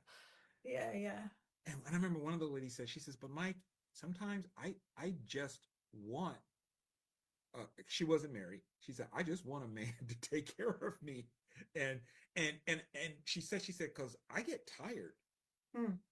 And I thought about it and I went, and I thought about men too. And I go, I wonder if the problem is, and this is what I'm putting out to you as a question. We were created, men and women, to function together. Yeah. And that one of the reasons men get tired, women get tired, because we're not really functioning the Right. way God, because women are Right. called an Ezed. Yeah. Yeah. Honestly, I think the author of Genesis 2 went out of his way to show how necessary and how compatible Eve was. She was made from a side taken out of his own body. And the story of the animal sort of prolongs the agony of Adam's solitude. That's how I read it. You don't even need to read Hebrew to see that that's what's being said. And yet people have just read hierarchy into it and authority. Yeah. Where is Adam's authority? Right. He's not bossing Eve around. Right. He's not telling Eve what to do. If you look at the text, right. People read things into the text. They fill in there's a lot of blanks in the story. We would have liked, I think, the author of Genesis 2:3 to say more, because I hear a lot of interpretations, which are, they're not even interpretations, they're embellishments. They're embellishments. Right. I agree. So especially with Genesis 2:3, I really try to stick with the words on the page and look how the author has constructed his story, because he said what he wanted to say. The words on the page are what he wanted his audience to understand. When we try to embellish and add things, we spoil his story. Yeah. You make a good point. I think we like you said, we spoil the story and we don't get the point that's being made. Yeah. Because I really think the point of Genesis 2 was this perfectly compatible, equal partner who would help Adam in the garden, which was his only chore in Eden. Sex and procreation come later. And a lot of people think that Eden was a sacred space, that it was sort of a priestly role that this couple had in the garden. And it's an amazing story. It's beautiful. It's completely good news for women. Yeah. If they just look at what's on the page. So, okay, a couple of things. We're moving. Yes, sorry. Two questions. No, I'm enjoying this. Yeah, I just don't even think I answered your last question. I don't even remember what it was. I took you in a different direction, so no problem. Oh, okay. But going back to Hupatasso for a second, because it does connect to Genesis. Because what I was going to say was, I think that what Paul is. Okay, let me not say that because I'm going to bring it back to you. Okay. Let me go back to Hupatasso first. So Hupatasso doesn't mean wives obey your husbands. No, there's another Greek word that commonly means obey. In fact, that word is used in 1 Peter 3, but in a kind of indirect way. But Paul never tells wives obey. He tells children to obey their parents. Right. But yeah, he doesn't tell wives to obey their husbands. Yeah. And I saw a guy on YouTube the other day, and he was reacting to someone's video who says exactly what you just said. Paul never tells wives to obey their husbands. So he goes and he quotes, I think it could have been Colossians. It was some translation he was reading where it says, wives obey your husbands. But the word there is hupatasso. Yeah. Yeah. It just happened to be translated in that English text. And the guy was going on, see, it says obey. And I'm going, and I started to leave a comment on his YouTube channel. And I thought, I'm not going to do it. Zach Miller, who you go on his podcast, Zach, he's told me a couple of years, Mike, it's not going to do anything. Just don't even. Don't even leave a comment. So I didn't. But I thought, oh my gosh, this guy, he's not even interpreting the word correctly. Yeah. But it doesn't mean obey. So here's the other thing I want to ask. So wives are called to hupatasso. So one of the things I did when I was studying this, trying to wrap my head around it also, was I quit reading submission because it kept messing me up. And I just kept going, hupatasso one to another. Yes, absolutely. Yeah. And that took me out of the connotations, and it activated all the different meanings I brought up with. Yeah. Are husbands to hupatasso to their wives? Generally speaking, yes. If we just have, if we understand what Jesus and Paul wanted in human relationships, I think in some sense, hupotasso is like being humble and like being meek. And like in other verses where Paul just says, consider others above yourselves. Yes. And there's Romans 12. There's all these other verses that don't use that word, Right. but it's about Right. honoring people above yourselves. And, Right. you know, Philippians 2. I was going to say Philippians Yeah. 2. Let this mind be in Yeah. you. You know, don't just look on your own things, but also, Yeah. I think being submissive is a normal Christian trait, or it should be a normal Christian trait for everyone and in every relationship to some extent. And that's going to look different. Like in all real life relationships, there's give and take. Because I have had people contact me going, but how does that work if everyone's giving and giving and giving? You're never getting anything done. Yeah. And sometimes even like with my husband and I, one time he had needed to pick me up from somewhere, and I thought, oh, I won't disturb him. He'll come because he's really punctual, and so I won't ring him. And he said, and his thoughts were, oh, I won't ring her because she might still be talking to friends. And so I was waiting for an hour for him because we were both being too considerate. That's kind of what I was saying. Yeah, we were too considerate, and I ended up just standing out the front, waiting for an hour for him to turn. And he had just parked around the corner, so he was waiting for an hour as well.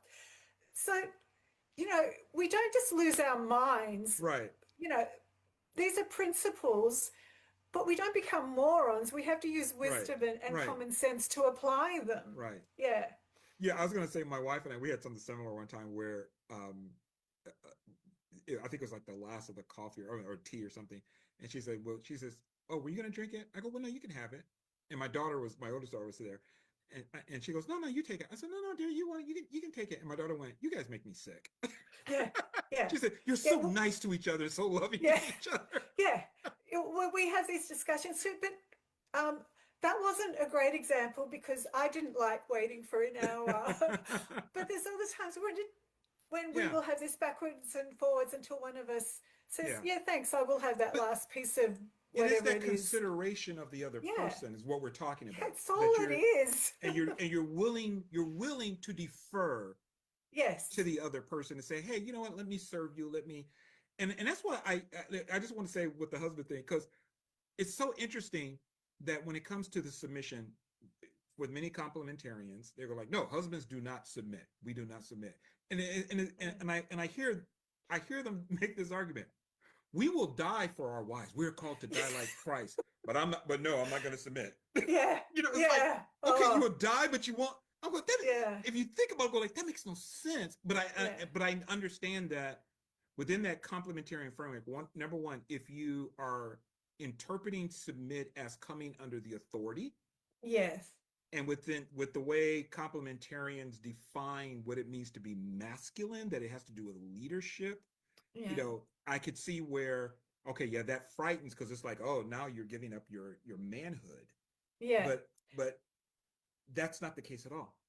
Yeah, I've heard someone say, they say that certain men will die for their wives, but they won't help them with the dishes or something like that. Yeah. Okay, so go ahead. Go ahead. Oh, no, I was just going to say, I do think when Paul is telling the wives in Ephesus, even though the letter to the Ephesians was probably around later, but anyway, to the women in Asia Minor in Ephesus and Colossians to submit to their husbands, I think it's more about staying attached. Yeah, I agree. I agree. I haven't. I've taught on I've taught on it at length a little bit, and when I started studying it, I think I wrote you and said I came to the same conclusions you did. Yeah, I know. I remember that. And I was like, I think this is because, and what started it for me was I was reading Susan Hyland's book on women in the New Testament, and she had talked about wives were expected to be loyal. Yeah. I think I got mine here. No, I didn't. But and I was and when I read it, I went, and she was describing, I went, I wonder if this relates to Ephesians 5. Yeah. And I went and I started doing some research, started gathering some things. I read your article, and you helped me to see, like when you brought it about the two Hellenistic sources, that hupotasso is not always coming under the authority, that it can Mm. actually have a wider range. The semantic range is wider than that. Yeah. And And it it's about wasn't, having good and having relationships. good, yes. And that was the other thing, Yeah. having good relationships. Good harmonious relationships. So Yeah. this goes to my next question. Thank you for the segue. What do you think is Paul's vision Mm. in Ephesians chapter 5? What's his message? What's his vision? What's his aim? Yeah. Yeah. Um, there's two thoughts that come to mind straight away. First, if you read Ephesians 5 as a chiasm, where Paul has thoughts, a main point, and then the thoughts are repeated in reverse order, the main idea is Christ, because Christ is the example. Christ is the Mm-hmm. example to the husbands here, and Christ presents the church to himself in high esteem. The word there is a emphasized, that's not exactly the word I'm looking for, an emphasized word of glory. And I don't like some verses say splendid or whatever, Yeah. but high esteem. So again, how does a wife being subordinate fit with this idea that Christ does these things for the church in order to present the church to himself in high esteem, in doxis? So that's structurally, that's Paul's main point. Mm-hmm. But then when we get to the end, and Paul quotes from Genesis 2, and he talks about the husband and the wife being one flesh. So it's not even like head and body anymore. It's really one flesh. Right. And Paul's saying, I'm not even talking about marriage here. I'm talking about Christ and the church. Mm-hmm. And because Christ and the church are unified, or in Paul's mind they were, we have really failed at this, but in Paul's vision, his amazing vision for the church, Christ and the church are so uniformed, so united, that they form one flesh. Right. And that was Paul's aim for marriage as well. Yeah. Yeah. Extraordinary. So Extraordinary. so and I think you brought up something, and we don't have time to go into it, but the head body metaphor, as it was used in the first century, often Yeah. dealt with topics of or a message of unity and Yes. harmony. That's the basic underlying principle, for Right. sure. And when you read Ephesians chapter 5, especially verse 21 to 33, that is what Paul is talking about. Yeah. And there is nothing there in the text contrary to, and I will say it one time, contrary to Wayne Grudem and contrary to Mike Winger, there is nothing in the text where Paul is telling husbands to rule, to lead. Nothing. It's not. Yeah. And we do see that in Greco-Roman texts when they talk about the household Yes. codes. Husbands are always told to rule in some form or fashion. It doesn't even come up in Ephesians 5. Yeah. So even in Plutarch's advice to the bride and groom, and he liked the woman who was getting married. It was one of his students, and he wanted them to have a good marriage, a harmonious marriage. And he says really kind of nice things about the bride and her relationship, but she's under. Yeah. She's under. Yeah. Paul actually doesn't give that sense. It rather, the husbands are to treat the wives as their own bodies. Yes. And one flesh. Yes. And so his vision then is not, when he says husbands are the head, this is not about who gets the last word. No. who gets to make the final decision. Yeah. Who gets to, as I heard one person, I have that trump card. I literally heard somebody say this. I have the trump card in my back pocket, and if we can't come to a decision, I pull it out and I make the final. Yeah. That's not his point. No, because, as you said, I've been married over 40 years. There's been two tough decisions, because most decisions are, they're not that important. What we have for dinner isn't that important. Right. But there's been two really big life-changing decisions we've had to make, and both times for these But in the end, it's the person who is affected most by it, or the person who Yes. knows more about the situation.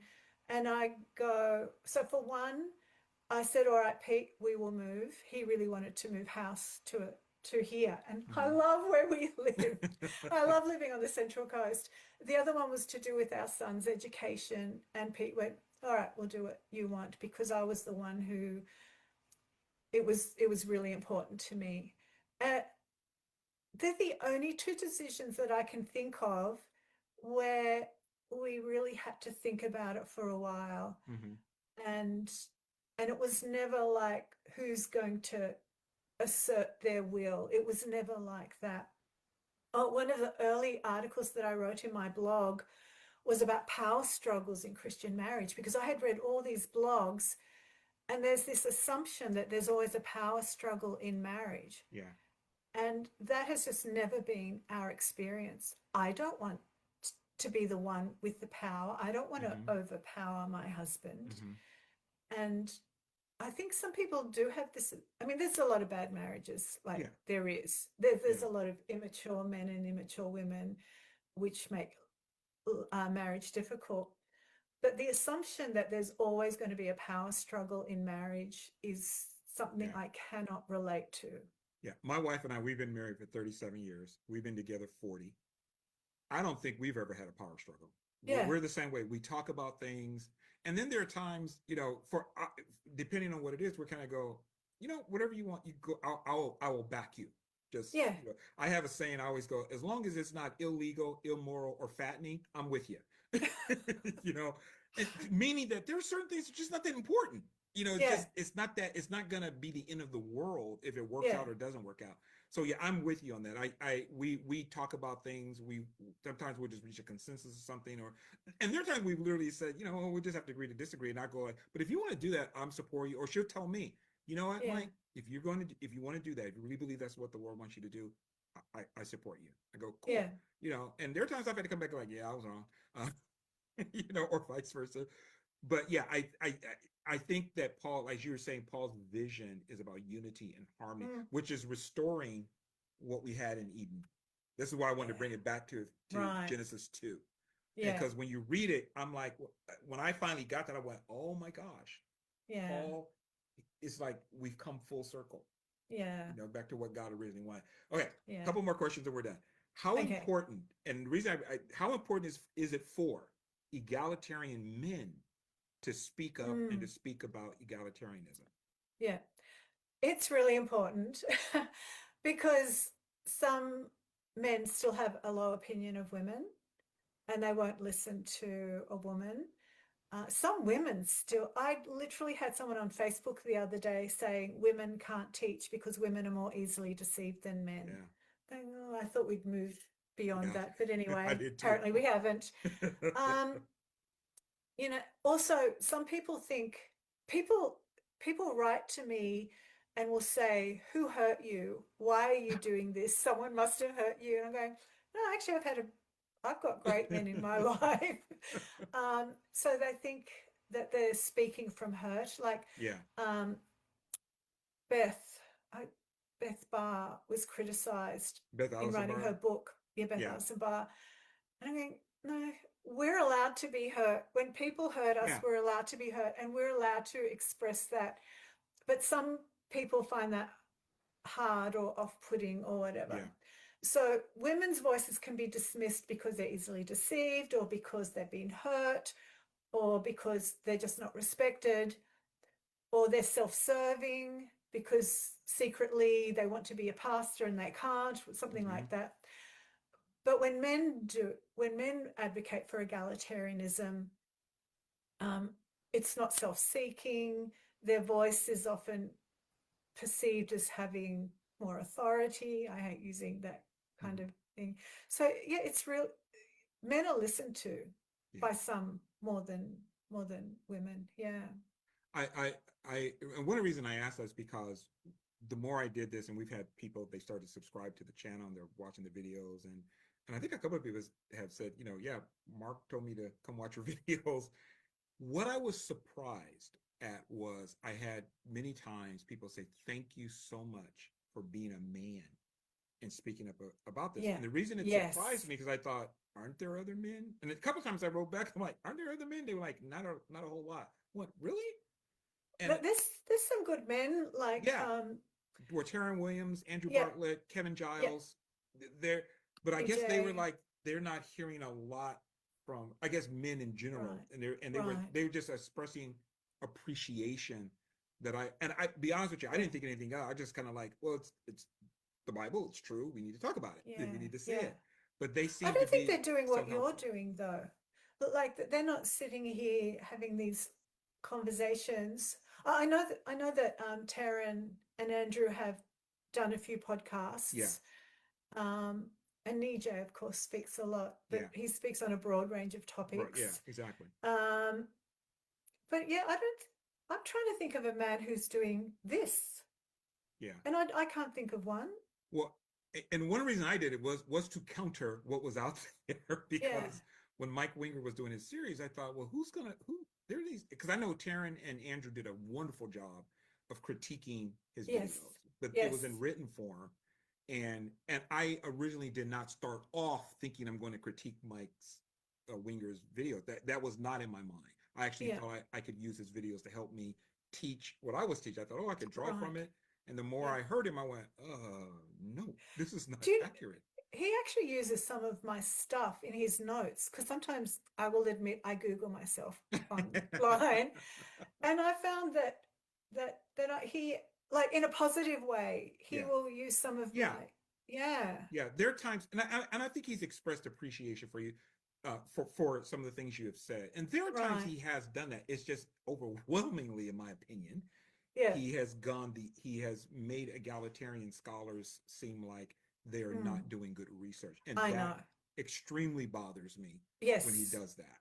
I've heard him criticize respected good Yeah, scholars, and I don't think what he said was reasonable. yeah. Yeah. And I have directly on Twitter said, Mike, you need to apologize. That's you mischaracterized him, you misrepresented. Yeah. He will not respond. Mm. And I just had someone today write me today. I saw it on my channel.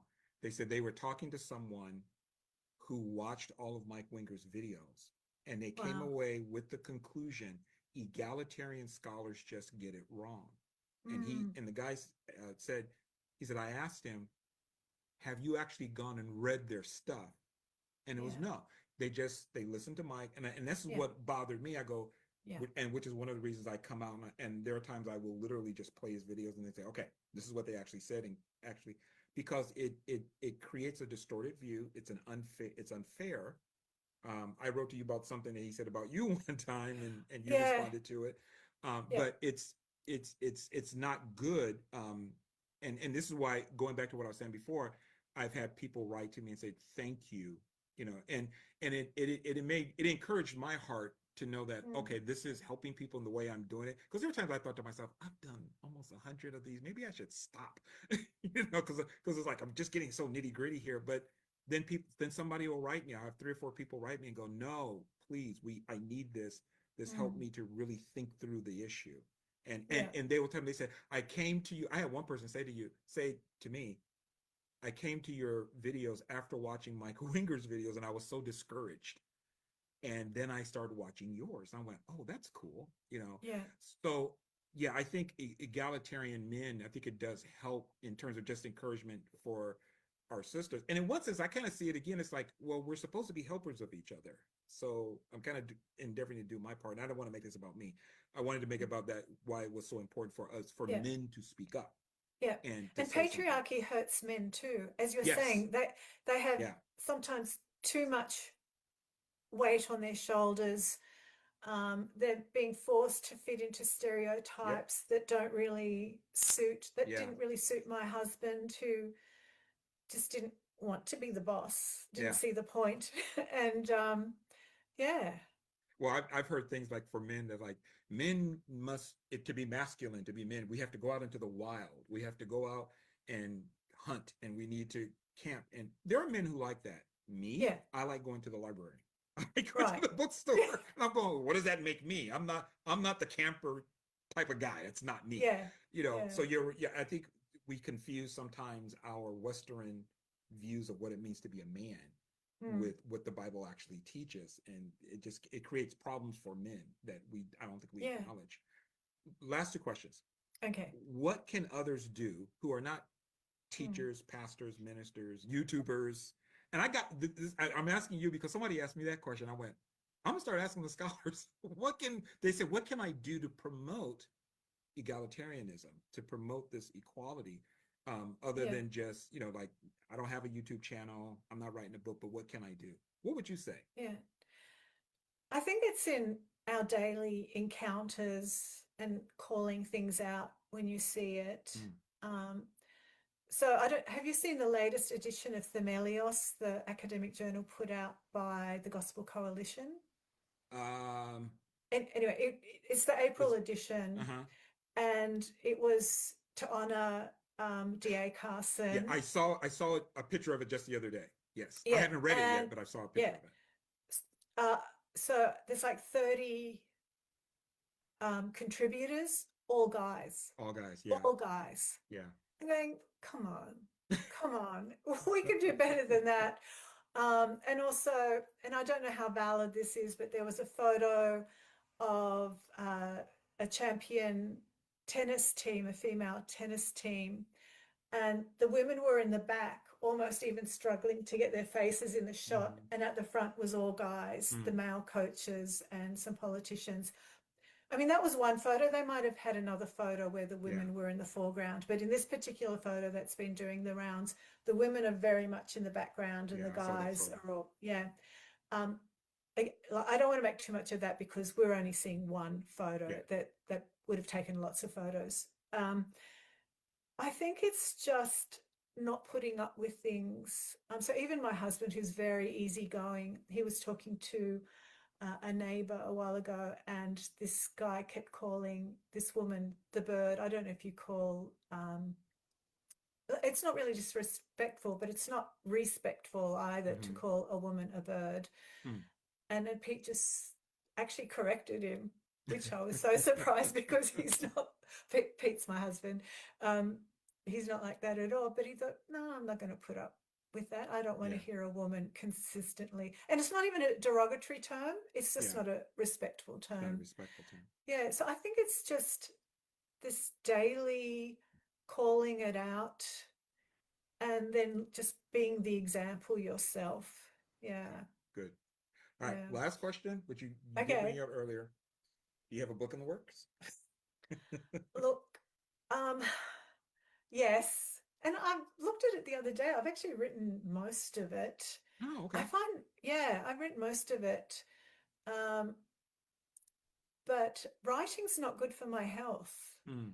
And so I have to really minimize the time I sit behind a computer. Okay. And yeah, but when it's done, and I think it'll be done, that's when I'm going to send it to publishers. I just didn't Okay. want the pressure of signing a book Gotcha. deal. Yeah. That is just And way too much operating under a pressure. deadline, and I gotta get, Yeah, yeah, yeah. yeah, gotcha. Um, but it's called Paul's Female Friends. Oh, And cool. yeah, and so I've written most of it. I've written on all the women. I've Mm-hmm. written a couple of introductory chapters. And then I had to sort of condense my material on 1 Timothy 2, Okay. 1 Corinthians, 1 Corinthians 11. Um, yeah, That's so good. I was really raring to go with that. So I've been doing it for a few years. Um, yeah, I'll Okay. get back to it when I can. Well, I just want Yeah. you to know that, like, you go, you know what? I need some early readers on this. I know someone who will do that for you. Okay. I would Just love saying. that. Yeah. Yeah. Well, Mark, thank you so much. That was my last question, and we went Yep. for a while here, but this was great. I think people, for those of who are watching this, I know you'll love this. But thank you so much for taking the time. I've been wanting to do this for a while, Mm, and I'm so glad we got a chance to do it now. I am going to yeah. have you back because when I do Phoebe, I'm definitely going to Okay. call upon you so we can Yeah. go through the passages and talk about women as deacons and so on and so on. But thank you so much. Any last words before we sign off? No, I've had a great time. Same Yeah. here. Oh my gosh, Yeah. this is so much fun. Yeah. Well, thank you again so much. And for those of you that are watching, thank you for joining us. And we'll see you next time. Thank you.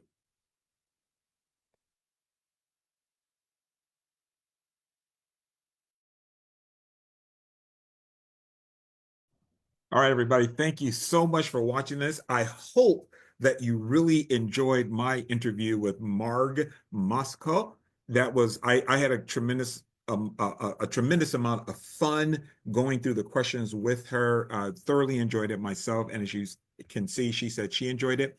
This will be uploaded to our YouTube channel. It's going to be actually two versions. I'm going to I've already uploaded the original video itself without any commentary from me at the beginning, like here. So that'll be premiering in about an hour. I'm going to upload this one also. But I want to thank everybody for watching on Facebook. Again, thank you for any comments that you've given. If you're watching this on, well, one of the things that, again, this will be uploaded to our YouTube channel also. And if you're watching on our YouTube channel, KIC TV, Keeping It in Context TV with Mike Davis, please share the video with other people. That helps the algorithm. Hit the like button, hit the subscribe button, leave some comments. If you agree, if you disagree, leave some comments. I appreciate that. And I try to answer everyone who leaves a comment. If you ask me a question or if you agree, disagree, I try to respond to it. So please do that. And again, also share this with other people. We're trying to get the message out. And so if you share the video if you share the video on YouTube, if you share the video on Facebook, if you hit the like button, if you hit the subscribe button, it helps with the algorithm. All right. Okay. That was our 100th episode of the Never Ending Sermon. Who's the Boss? Women and Men in Biblical and Cultural Context. I just want to say thank you again to Marg for coming on with me to do the interview. Lord willing, we will be back next week with our regular scheduled programming. Aaron will be sharing, I'll be sharing the 101 message. We're still going through Ephesians chapter 5, verses 21 through chapter 6, verse 9, talking about that within the cultural context of the day. So thank you all for joining us. And again, Lord willing, we will see you next week. So have a great week, everybody. Bye-bye.